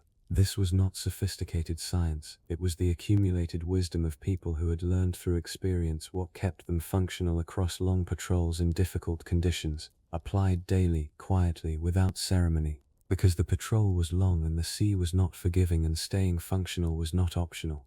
Fact number 57. Writing letters to strangers, the specific wartime practice of civilians corresponding with serving personnel they had never met, organized through Red Cross programs, women's organizations, and informal networks, was a survival routine in the sense that it created for both the writer and the recipient a form of human connection that the specific isolations of the wartime experience made genuinely scarce. The serviceman overseas who received letters from a civilian stranger was receiving something that his military environment could not provide: contact with the ordinary civilian world from which he had come and to which he hoped to return, expressed in the specific voice of an individual rather than in the institutional language of official communications. The civilian who wrote these letters was performing a routine act of outreach that gave her war effort a human face.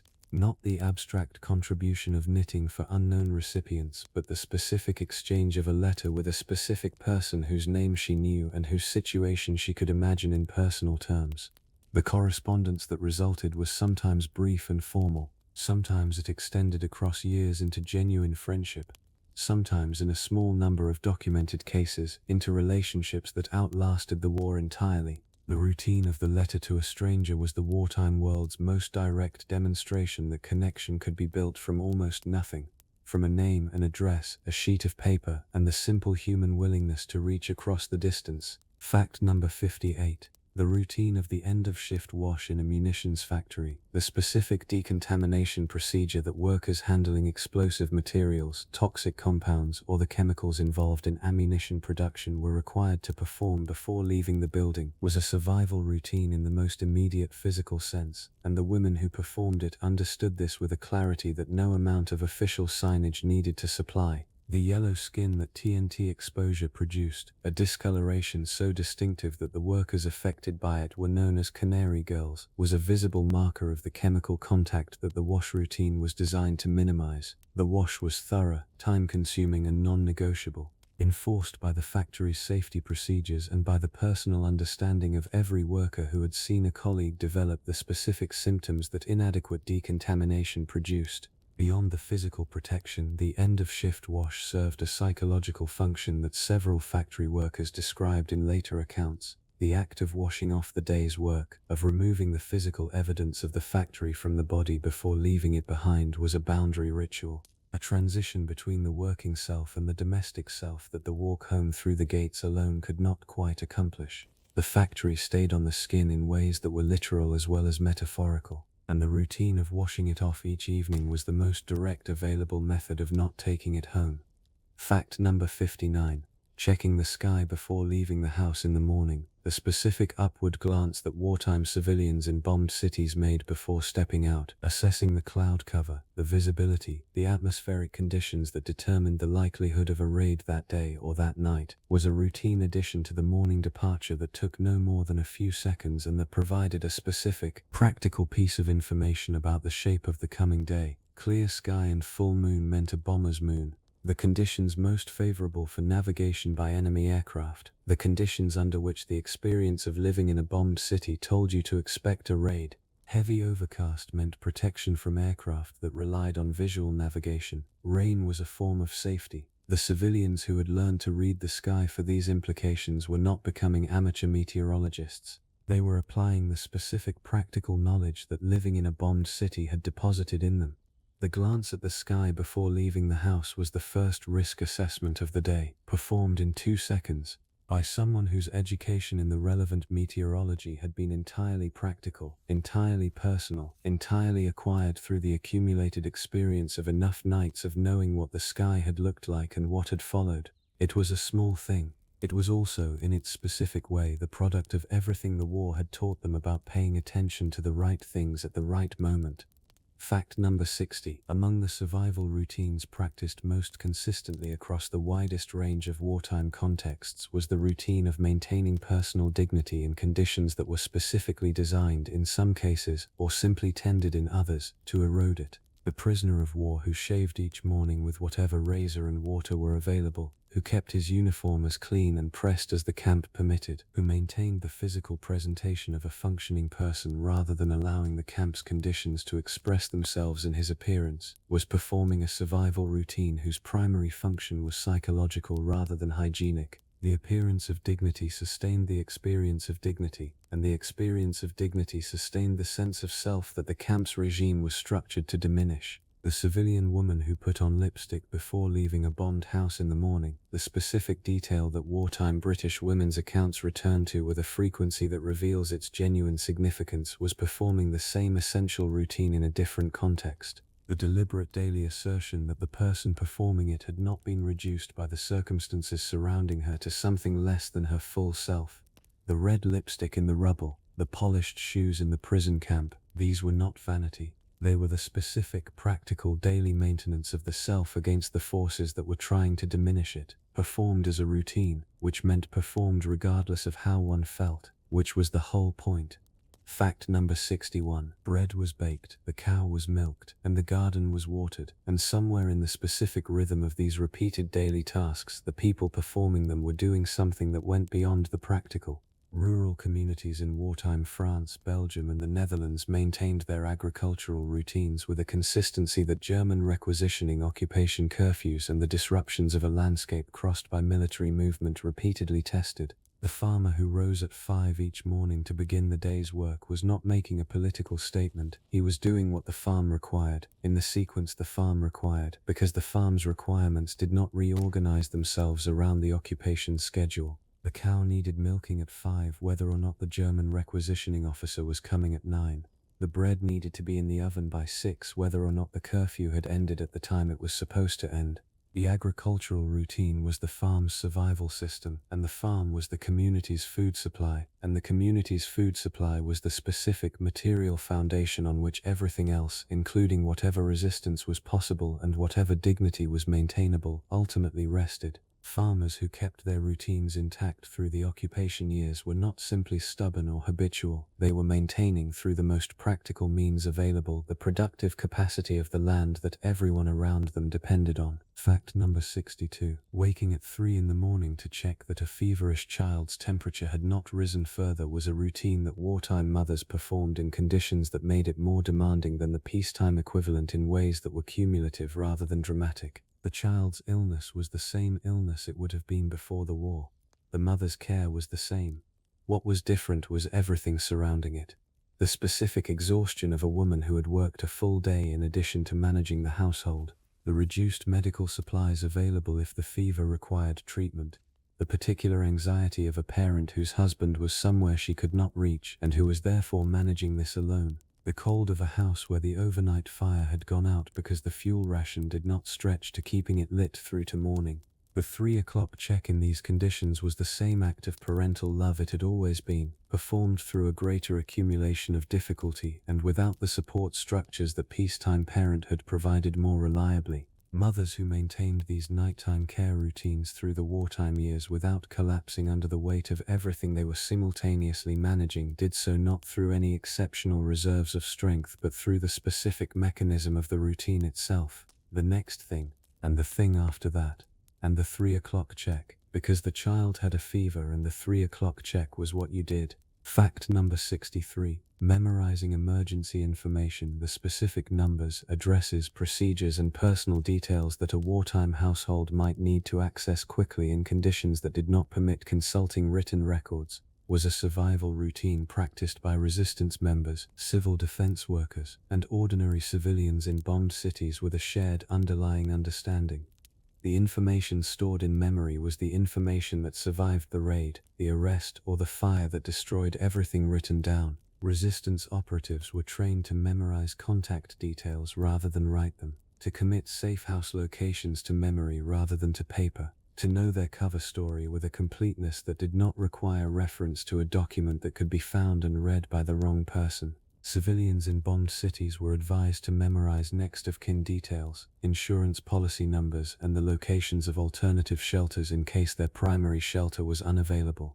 The routine of memorization, the deliberate repetition that moved information from the fragile medium of paper into the more robust medium of a trained mind, was practiced with varying consistency and varying success. But its underlying logic was sound, and its most committed practitioners were its most protected ones. What was in your head could not be taken from you by a bomb, or found on you by a guard, or burned in the night. Memory was the only storage medium that the war could not reach. Fact number 64. Changing the dressing on a wound in a field medical station involved a specific sequence of steps whose correct execution was the difference between a wound that healed and one that did not. Medical orderlies who performed this procedure dozens of times each day developed a relationship with its specific requirements that the repetition had made automatic without making careless. The sequence was consistent. Assess the existing dressing for signs of infection before removing it. Remove it with the specific technique that minimized trauma to the healing tissue. Clean the wound with the available antiseptic in the specific manner that the wound's condition required. Apply the new dressing in the configuration that the wound's size and location demanded. Secure it with the economy of bandaging material that the supply situation required. Each step performed with the same focused attention whether it was the first procedure of the day or the 40th. The wound being treated had no knowledge of the orderly's accumulated fatigue. The medical orderly who maintained the quality of the procedure across a long day of repetition was maintaining it through the specific discipline of a person who had made the routine's requirements their own rather than the rotation's requirements, who had internalized the standard to the point where its maintenance was a personal matter rather than an institutional one. Independent of supervision, independent of the accumulated tiredness of hours of the same careful, necessary work. Fact number 65. Running the same route through the same streets at the same time each morning was a routine that a specific and small population of wartime civilians maintained across the years of the conflict with a tenacity that their neighbors sometimes found eccentric and that the runners themselves found essential. The morning run in a bombed city was not the same run it had been before the war. The route changed as the landscape changed.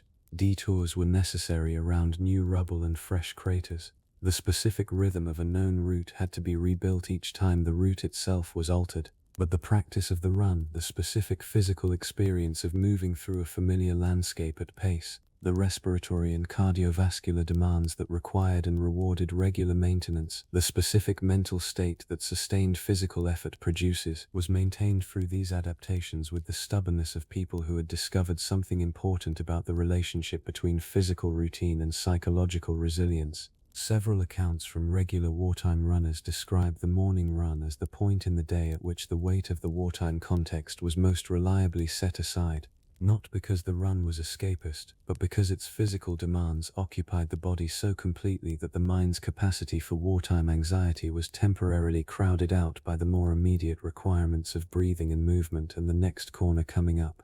The war was still there, the crater was still there. But for the duration of the run, the runner was here, moving, present, alive in the most immediate physical sense, and that was enough.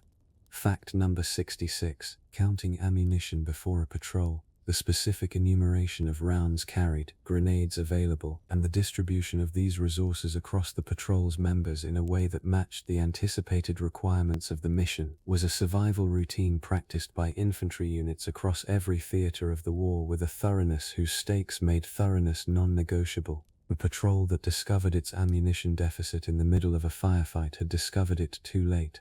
The count before departure was therefore conducted with the specific attention of people for whom an error in arithmetic had consequences that went beyond the administrative. Each man knew exactly what he was carrying.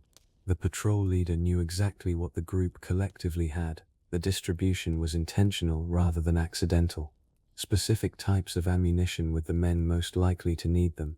The heaviest loads distributed across the strongest carriers without compromising the mobility of the unit as a whole. This pre-patrol arithmetic was not a sophisticated operation, it was a simple one, but it was an essential one, and the units that conducted it most consistently and most thoroughly were the units whose operational performance in contact with the enemy was least likely to be compromised by a logistical failure that 30 seconds of counting before departure could have prevented. 30 seconds, before every patrol, without exception. Fact number 67. Maintaining a clean and ordered living space in conditions that conspired against cleanliness and order was a survival routine practiced in prisoner of war camps, civilian internment camps, and the temporary accommodation of bombed-out households with a determination that the conditions surrounding it did not diminish. The psychology behind the clean space was straightforward in outline and profound in its implications. The environment that a person inhabits shapes the person inhabiting it, and the person who maintains order and cleanliness in their immediate environment is maintaining through the specific medium of that order a claim on their own dignity and agency that the surrounding disorder cannot touch. The prisoner who swept his section of the barrack floor each morning was not improving the barrack's hygiene in any significant way.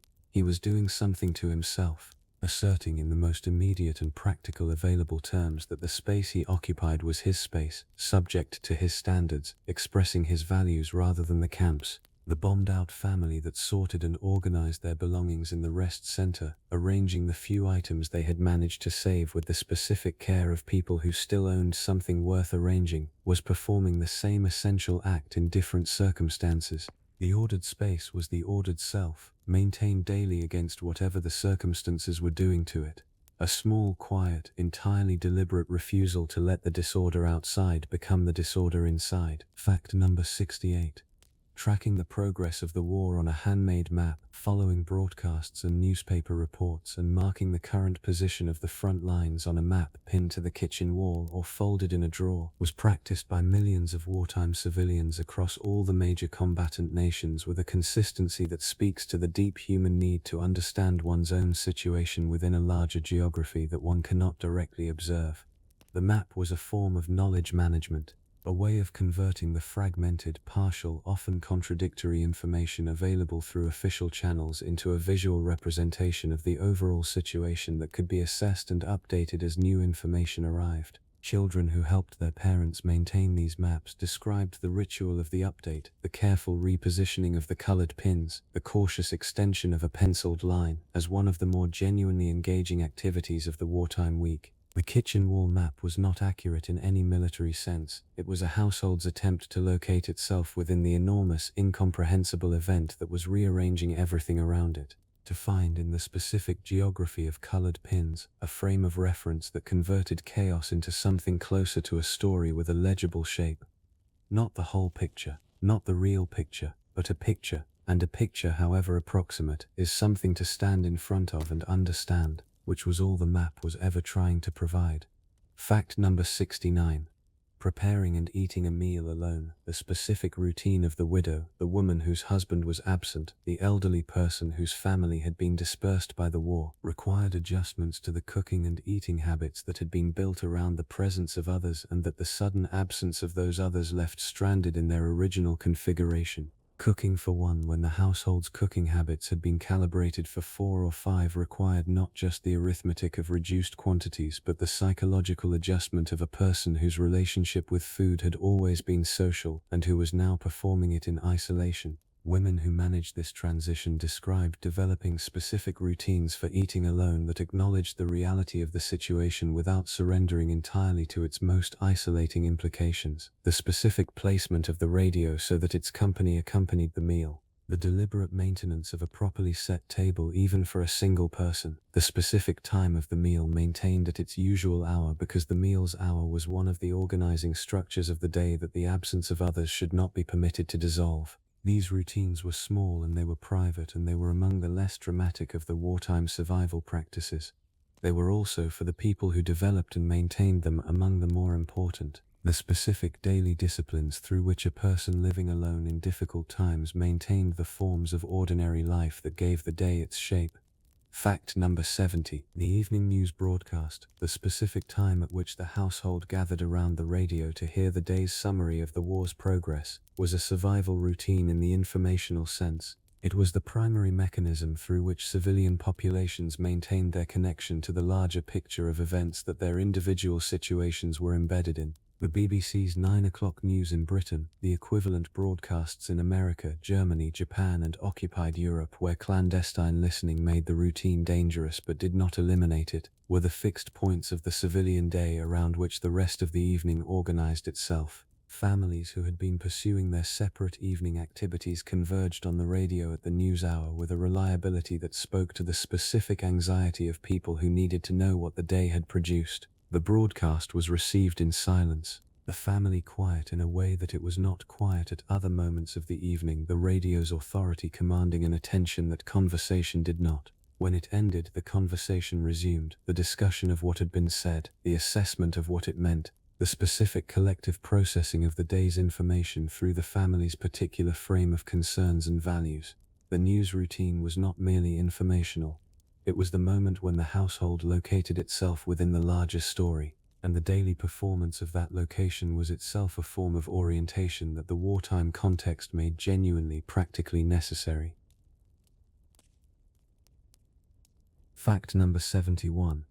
Sharpening a knife on a whetstone was a routine that wartime cooks, farmers, surgeons and soldiers all performed with a deliberateness that the peacetime equivalent had not always required, because the wartime context had made the sharpness of a blade a matter of practical consequence rather than culinary preference. The cook whose knife was sharp wasted less food in the trimming and preparation of vegetables whose every usable portion had value under rationing. The surgeon whose instruments were properly maintained performed procedures more cleanly and more quickly in conditions where speed and precision had direct bearing on outcomes. The farmer whose tools were sharp moved through physical work more efficiently with a body that was already being asked more than peacetime farming had demanded of it. The soldier whose bayonet was maintained in proper condition was meeting a professional standard that his unit's collective readiness required. In each of these cases, the maintenance routine was the same routine. The specific, repetitive, meditative work of moving a blade across a stone at the correct angle with the correct pressure for the correct number of strokes. But its purpose was calibrated to the specific requirements of the person performing it and the specific consequences that a poorly maintained blade would have in their particular situation. The routine itself was ancient, unchanged by the war, entirely ordinary. What the war had changed was the stakes attached to its consistent performance. Fact number 72.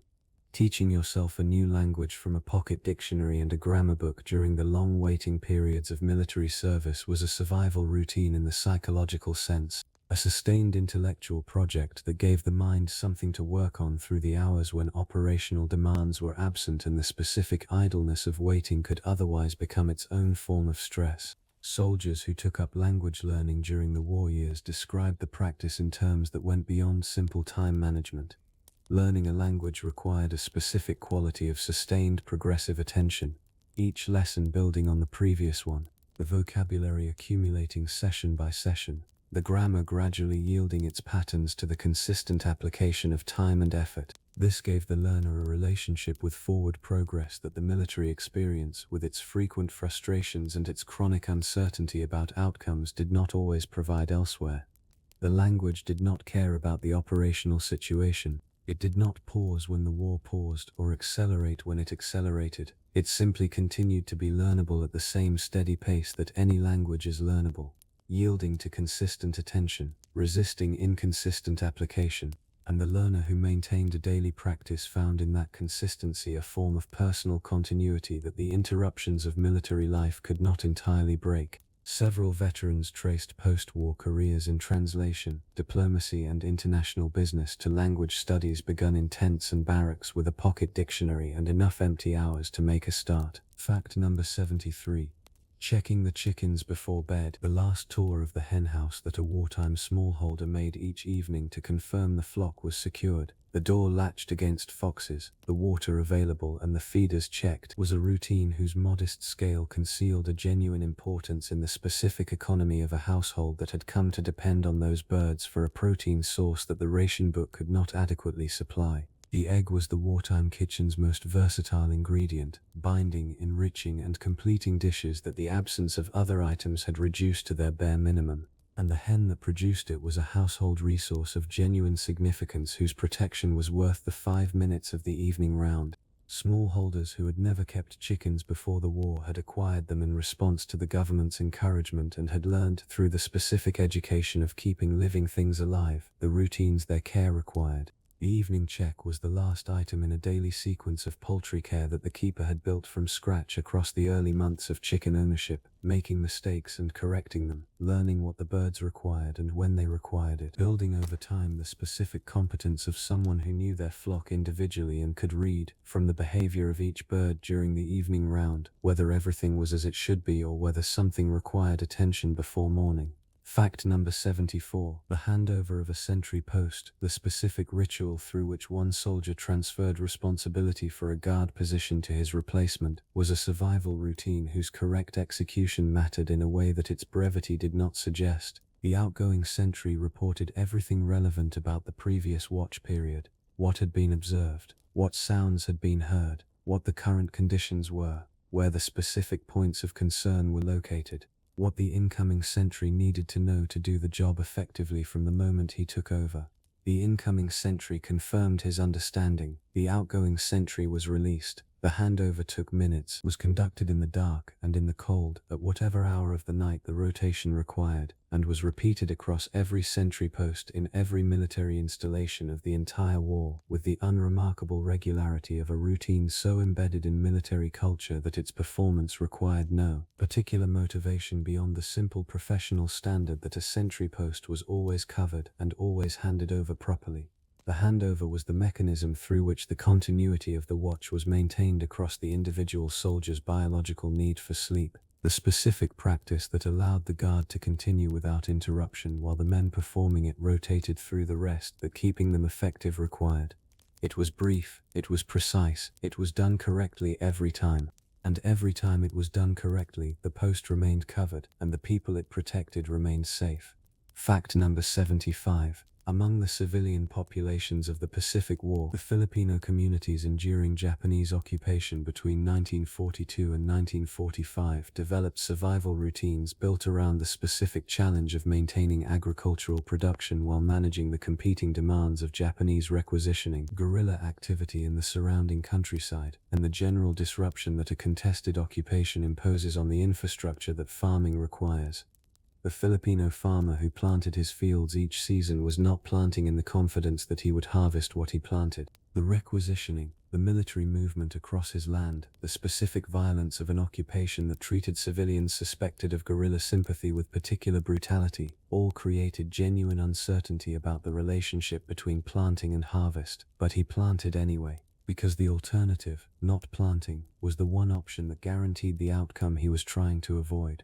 The routine of the planting season was maintained as a form of calculated optimism, a bet on the future that the present situation made risky but that the absence of an alternative made necessary.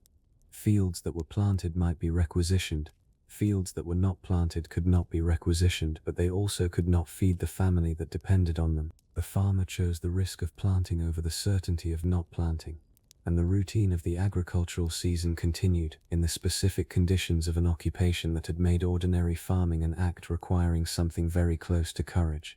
Fact number 76. Maintaining a regular correspondence with multiple people simultaneously. The specific organizational challenge of tracking what had been said to whom, what questions had been asked and not yet answered, whose turn it was to write, and what information could be shared with which correspondent given the different levels of censorship and the different emotional requirements of different relationships, was a survival routine practiced by wartime letter writers who took their correspondence seriously enough to manage it with the same deliberateness they brought to other household responsibilities.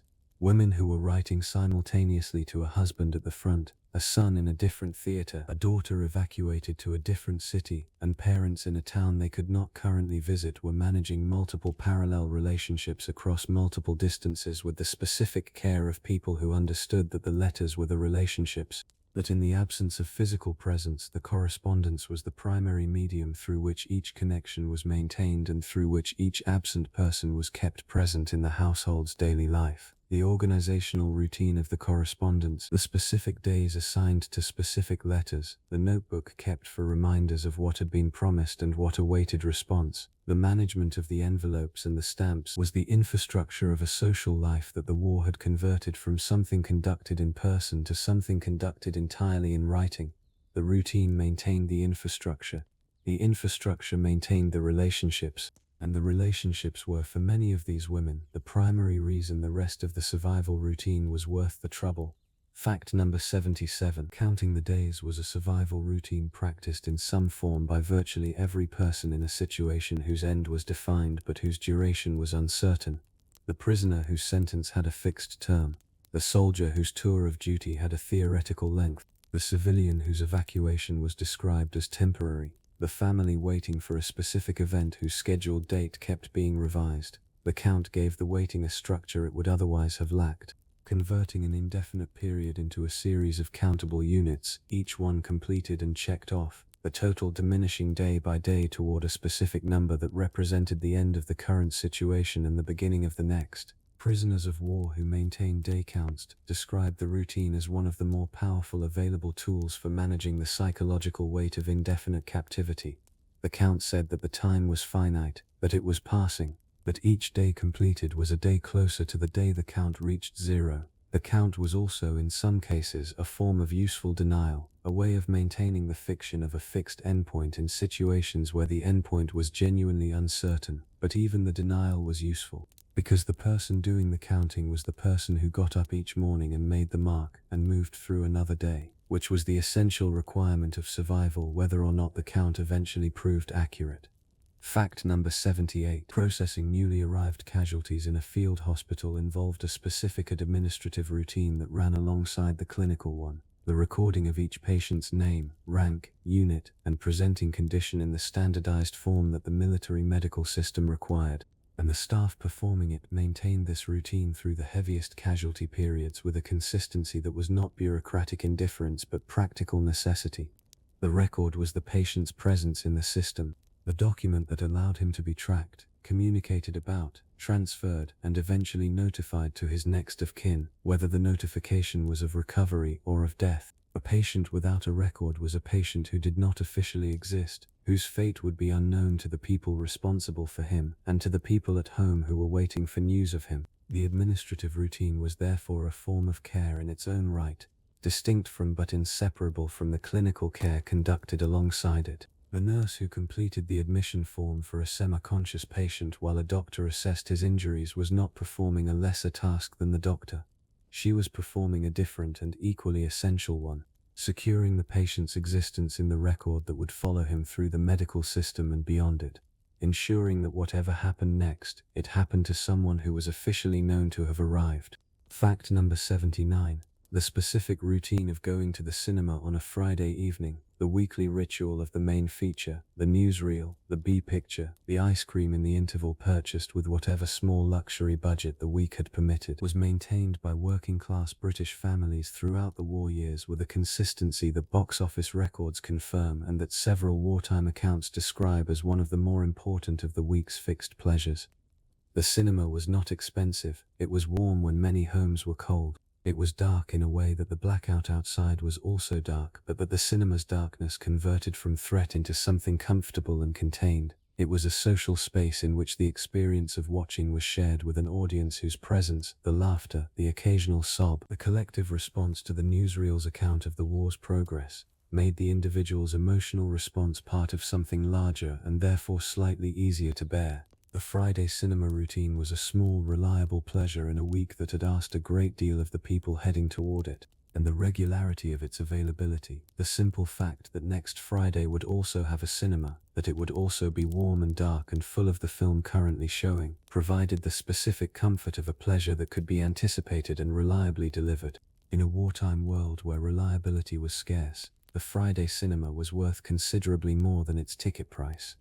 Fact number 80. The final routine of the wartime working day, the specific sequence of actions that ended the shift and prepared the worker for the journey home, was performed by millions of factory workers, civil servants, medical staff, and service personnel across every combatant nation with the focused efficiency of people who had been at work long enough that the only remaining requirement was getting the end of the day right. Tools returned to their correct locations.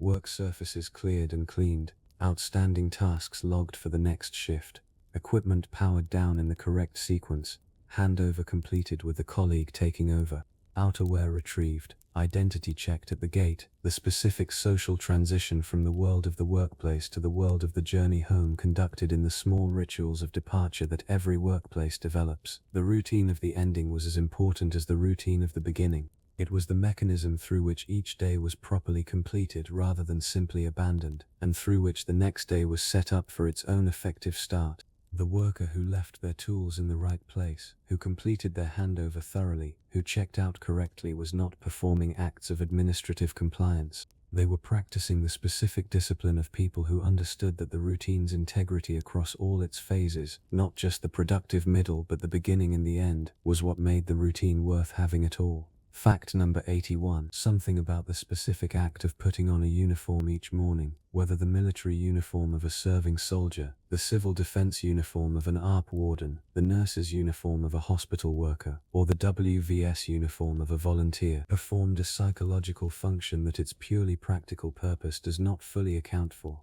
The uniform said, without requiring any words, that the person wearing it had a role, that the role had requirements, and that the day ahead was organized around meeting those requirements rather than around the ambient uncertainty that the wartime context generated in every unstructured hour.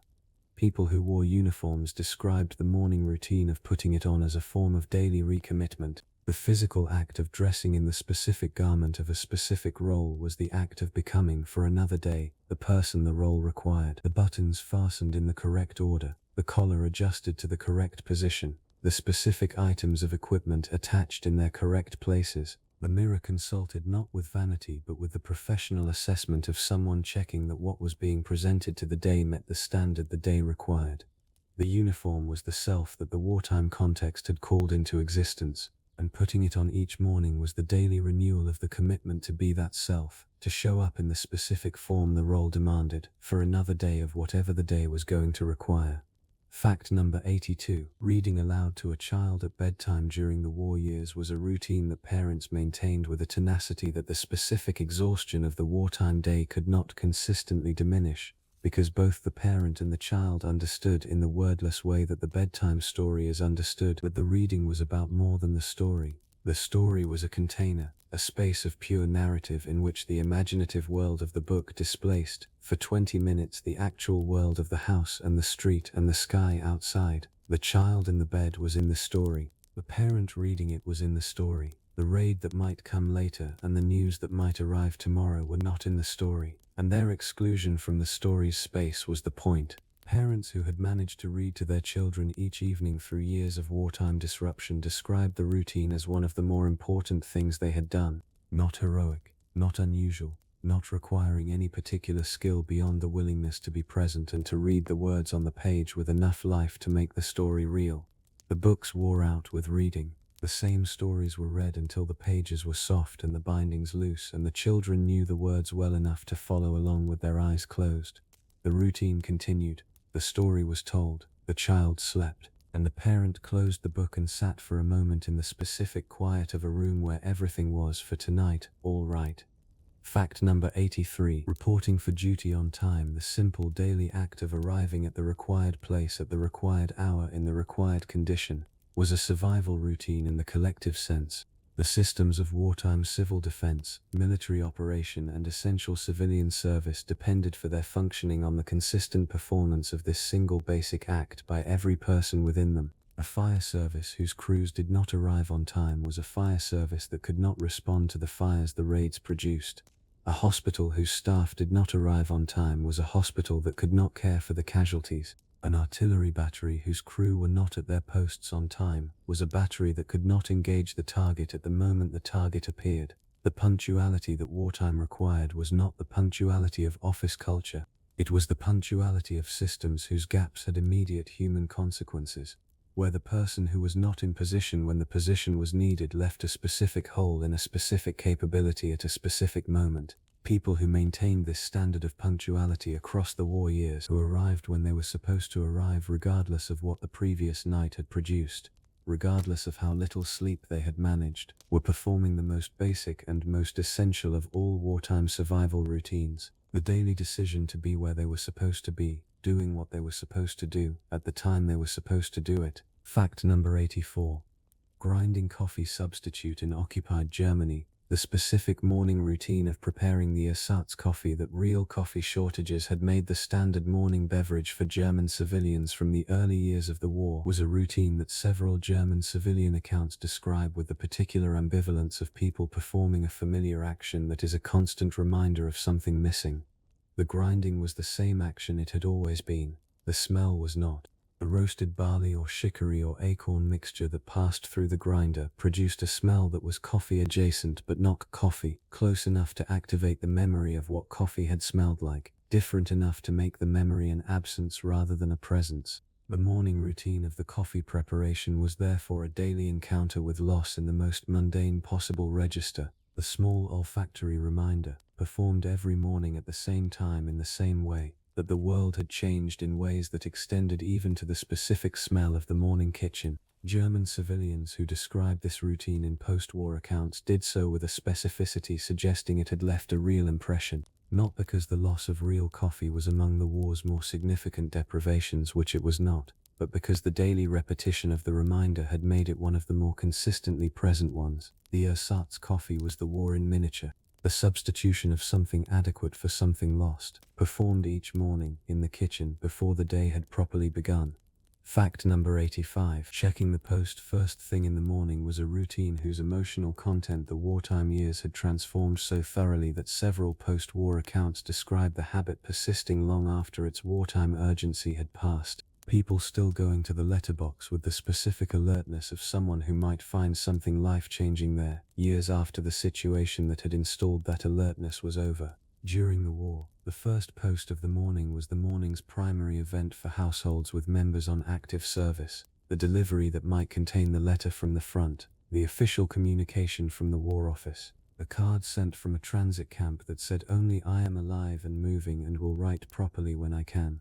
The routine of checking the post was the routine of managing the specific anxiety of not knowing, of going to the letterbox each morning with the contained hope of a person who has learned not to expect the best but who has also learned not to assume the worst. Nothing arrived most mornings. The checking was performed regardless, and on the mornings when something did arrive, the specific quality of reaching into the letterbox and finding an envelope, the weight of it, the handwriting on the front, the particular relief of a known hand, was a sensory experience that the routine of years had made one of the most emotionally resonant of the entire wartime day. Fact number 86. Keeping a small amount of emergency money hidden in a location that only the household's adults knew about was a routine precaution practiced by wartime families across occupied Europe, bombed Britain, and the displaced communities of the Pacific with a consistency that reflected a shared and practical understanding of what a sudden emergency required. The specific sum varied by household and by circumstance. In some cases it was a few coins, in others a more substantial reserve. But the principle was the same across all these different contexts. A household caught by an emergency with no immediately accessible financial resource was a household in a worse position than one that had maintained even a small reserve against that possibility. The hiding place was chosen with a practicality that reflected the specific risks of the household's situation. The biscuit tin in the kitchen that could be grabbed on the way to the shelter, the envelope sewn into the lining of the winter coat, the small cash in the garden that survived if the house did not. The routine of maintaining the reserve, of replenishing it when it had been used, and of resisting the temptation to spend it for purposes that were urgent but not true emergencies, required a specific financial discipline that the wartime household's generally constrained budget made genuinely demanding. The money sat there, unused, through the weeks and months when it was not needed. It was not doing nothing. It was available, which was the most important thing it could do. Fact number 87.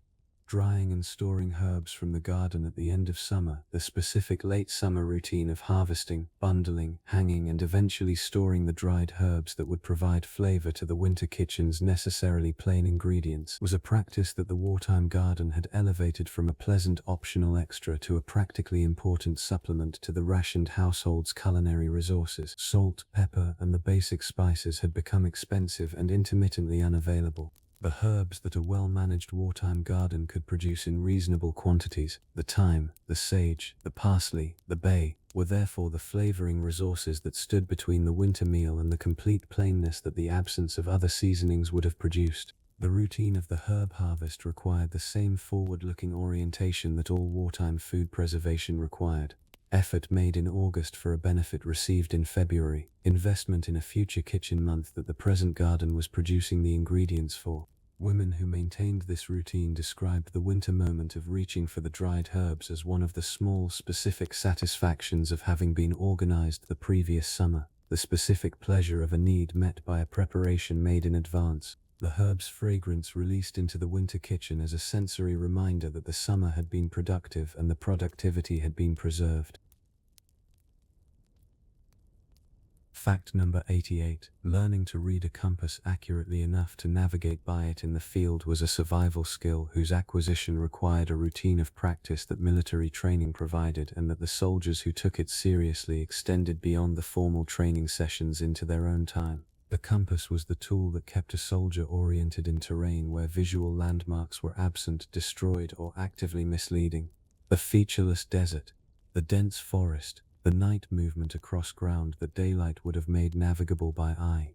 Its correct use required not just the technical knowledge of how the instrument worked, but the practical facility of someone who had used it enough times in enough different conditions to trust the reading rather than the instinct that experience had not yet earned. Soldiers who had developed this facility described a specific confidence in their navigational ability, not arrogance, the quiet assurance of a person whose skill had been tested enough times to have been confirmed. The practice routine that built this confidence was simple in its requirements. Use the compass, check the result against the actual terrain, understand where the discrepancy arose if the result was wrong, and use the next opportunity to do it better.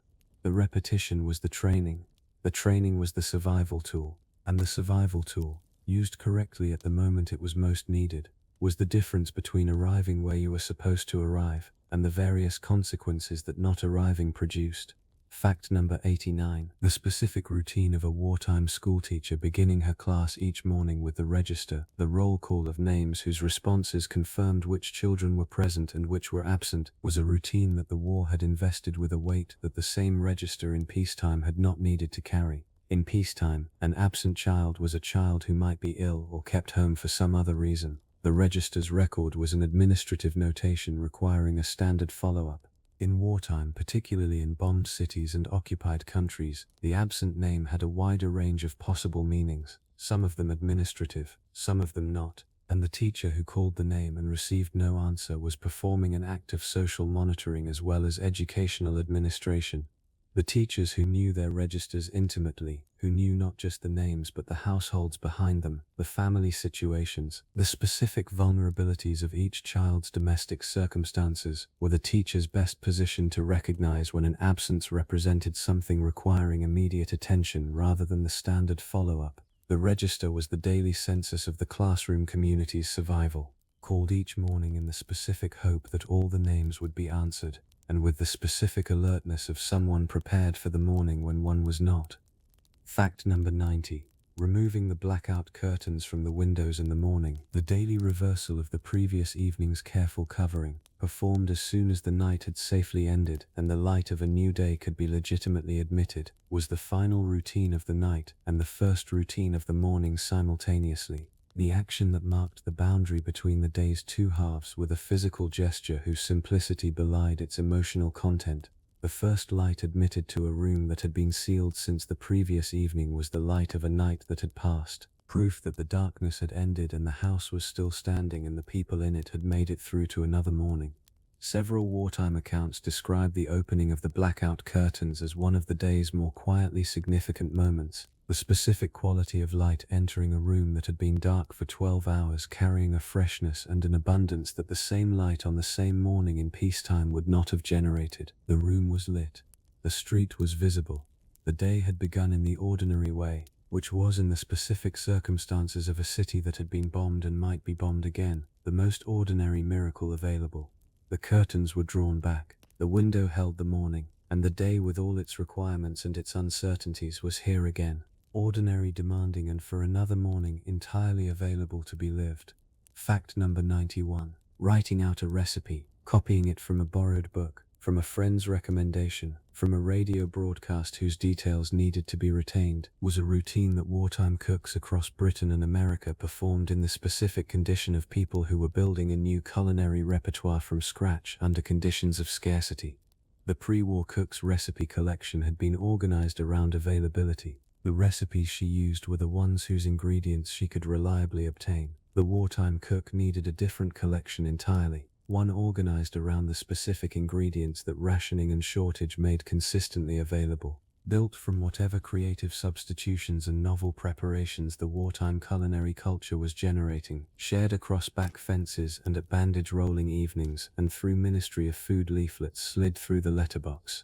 The handwritten recipe book that many wartime women compiled across the years of rationing was not a continuation of the pre-war collection but a new document, a record of the specific culinary intelligence developed under wartime conditions, tested in a wartime kitchen, refined through the specific feedback of feeding a household that needed to find the results edible regardless of how far they departed from pre-war culinary standards. These handwritten recipe books have survived in family collections and local archives in numbers sufficient to constitute a genuine documentary record, built not through any deliberate preservation effort, but through the simple accumulation of individual cooks writing down what worked, in the specific hope that they would need to make it again. Fact number 92. Maintaining the garden path, keeping it clear of weeds, its edges defined, its surface walkable regardless of what was growing on either side, was a routine that wartime gardeners whose plots had been converted to vegetable production maintained as a point of order within the productive purpose that surrounded it. The path was not productive in the agricultural sense. It did not grow anything. It consumed time and attention that might have been spent on vegetables. And yet its maintenance was continued by a significant proportion of wartime gardeners who could not entirely articulate why, except that the cleared path through the productive chaos of the wartime garden was the most immediate available expression of the idea that the garden remained, despite everything, a cared-for space rather than simply a productive one. The distinction mattered. A garden that was only productive was a field. A garden that was productive and also tended, whose paths were clear, whose edges were maintained, whose small investments in order exceeded what strict utility required, was something closer to a garden in the full sense.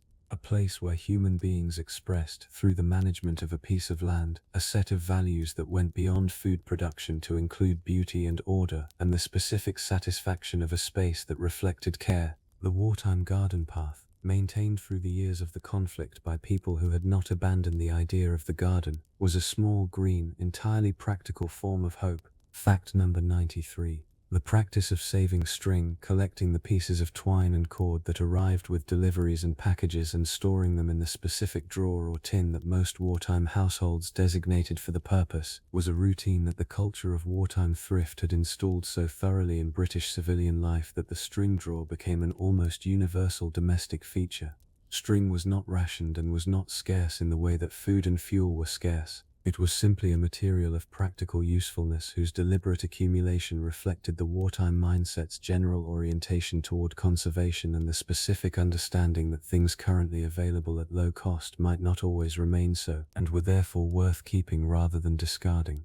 The string drawer was the physical manifestation of the wartime household's relationship with material resources, the embodiment of the principle that nothing useful should be thrown away, that the accumulation of small useful things was an investment in future convenience, and that the management of the household's material resources was a serious responsibility rather than a casual one. Post-war households retained their string drawers long after the wartime conditions that had created them were gone, because the habit had been installed at the level of routine rather than at the level of conscious decision. And habits installed at the level of routine outlast the circumstances that created them by decades.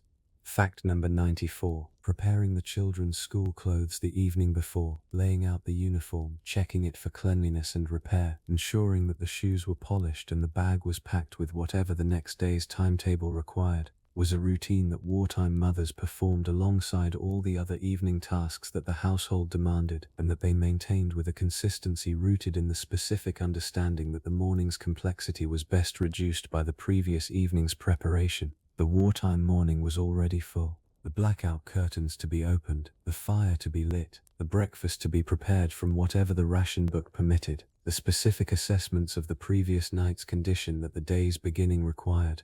A morning that also had to find and prepare the children's school clothes from scratch was a morning with more demands than could be reliably met.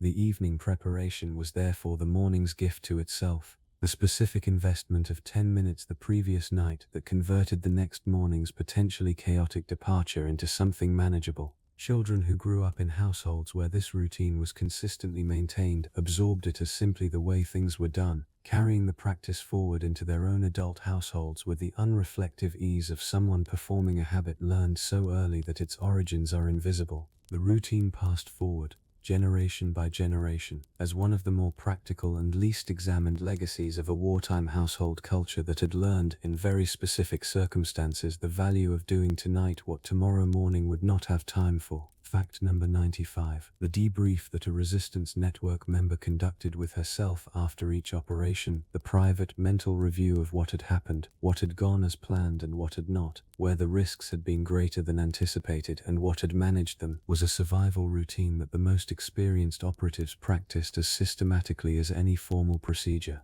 The self-debrief was not rumination. It was not the anxious replaying of frightening moments that the nervous system produces in the unstructured hours after a stressful event. It was deliberate and forward-looking, a structured review of the past operation conducted for the specific purpose of improving the next one, asking the specific questions that the professional analysis of risk requires. What information had been incorrect? What assumption had proved unfounded? What alternative course of action would have produced a better outcome? What change to the next operations planning would reduce the likelihood of the same problem recurring?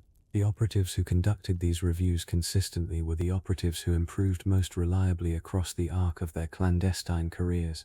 Their survival was not luck, though luck was always a factor. It was the accumulated product of a routine of honest self-assessment conducted after each operation by someone genuinely committed to doing the next one better, quietly, without ceremony. in the private space between one mission and the next. Fact number 96. Keeping the wireless set in working order. The routine maintenance of the household's most important connection to the outside world was a domestic responsibility that wartime families treated with a seriousness appropriate to the specific dependence on the radio that the wartime context had produced. The set needed its valves checked, its aerial maintained, its cabinet dusted, and its controls kept in working order through the years of continuous use that the wartime household's heavy reliance on it imposed. When it failed, the repair was urgent in a way that the repair of no other household item was urgent, because the set was the news, and the news was the daily connection to the situation that everything else in the household's life was embedded in.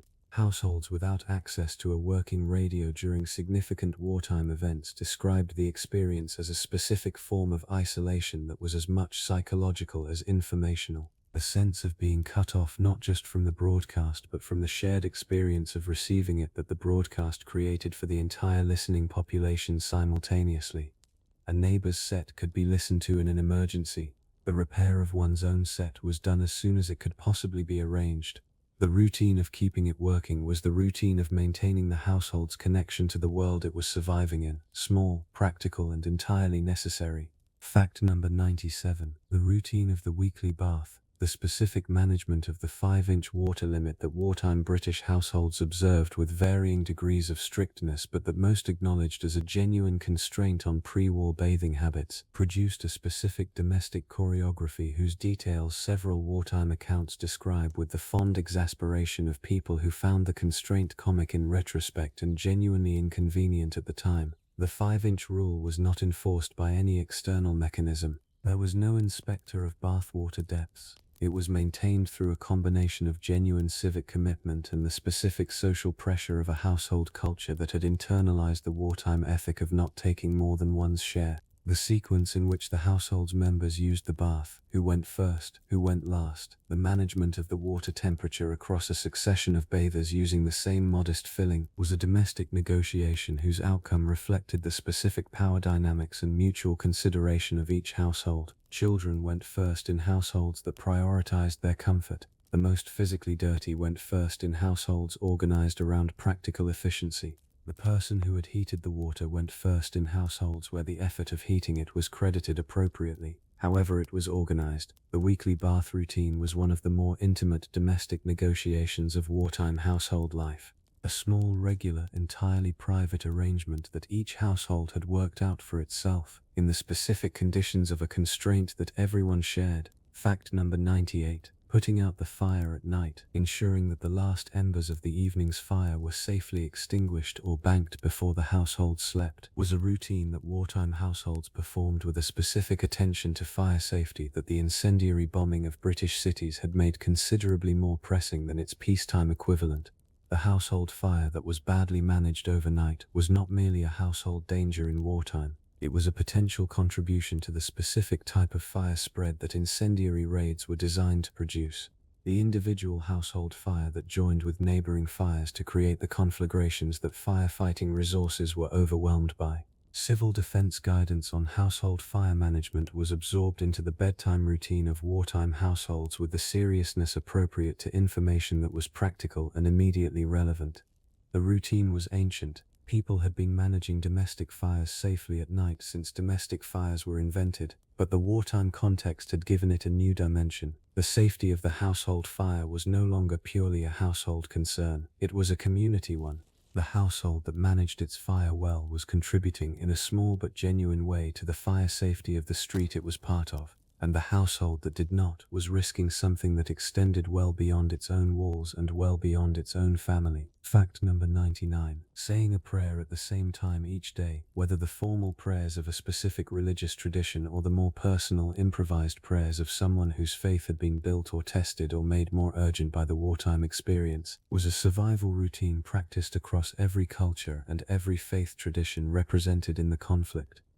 The prayer was a fixed point in the day, a moment that returned at the same time regardless of what the day had brought, that made the same demands regardless of the mood in which it was approached, and that offered, in the specific experience of its practice, a form of continuity and orientation that no external event could interrupt. People who maintained a daily prayer routine through the war years described its function in terms that were consistent across different faiths and different circumstances. The prayer was the point in the day at which the things that could not be controlled were acknowledged as beyond individual management, and the things that remained within individual management were identified and committed to. This combination, the acceptance of what could not be changed and the deliberate orientation toward what could, was one of the more psychologically effective features of the prayer routine, and the consistency with which it was described in these terms across different faith traditions and different national contexts suggests it was meeting a genuine human need that the wartime context had made more acute,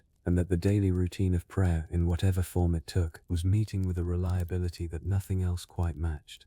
Fact number 100. The last cigarette of the day, smoked on the step, in the garden, or at the window with the blackout curtain carefully managed, was a routine that a significant proportion of the wartime adult population of Britain, America, Germany, Japan, and occupied Europe practiced with a regularity and a ritual quality that elevated it in many accounts from a physical habit to something closer to a daily ceremony.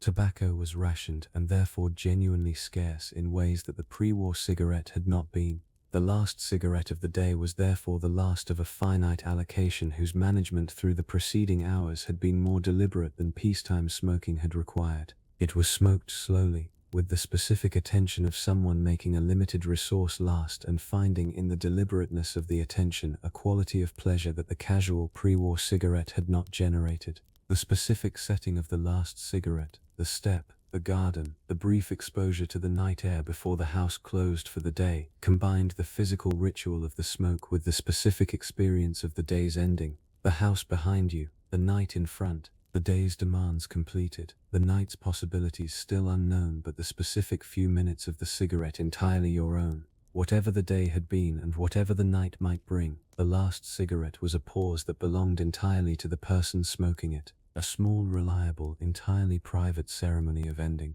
performed each night by someone who had gotten through another day and was, for the duration of the cigarette, simply standing in the dark and breathing. Fact number 101. The first thing done and the last thing done each day were for many wartime civilians and soldiers the same things, the same check, the same prayer, the same adjustment of the shelter bag, the same look at the photograph on the mantelpiece. And the symmetry of beginning and ending the day in the same way was itself a form of containment, a daily circle drawn around the hours between that said, this day began here and ended here, and between the beginning and the ending something was managed, something was maintained, something was survived. The routine was the circle was the day, and the day in the specific circumstances of a world organized around its interruption was the primary unit of wartime survival, not the campaign, not the year, not the full duration of the conflict, but the single day, gotten through, from its opening routine to its closing one, and set down at the end in the specific satisfaction of a person who had done what the day required and who would, tomorrow, do the same.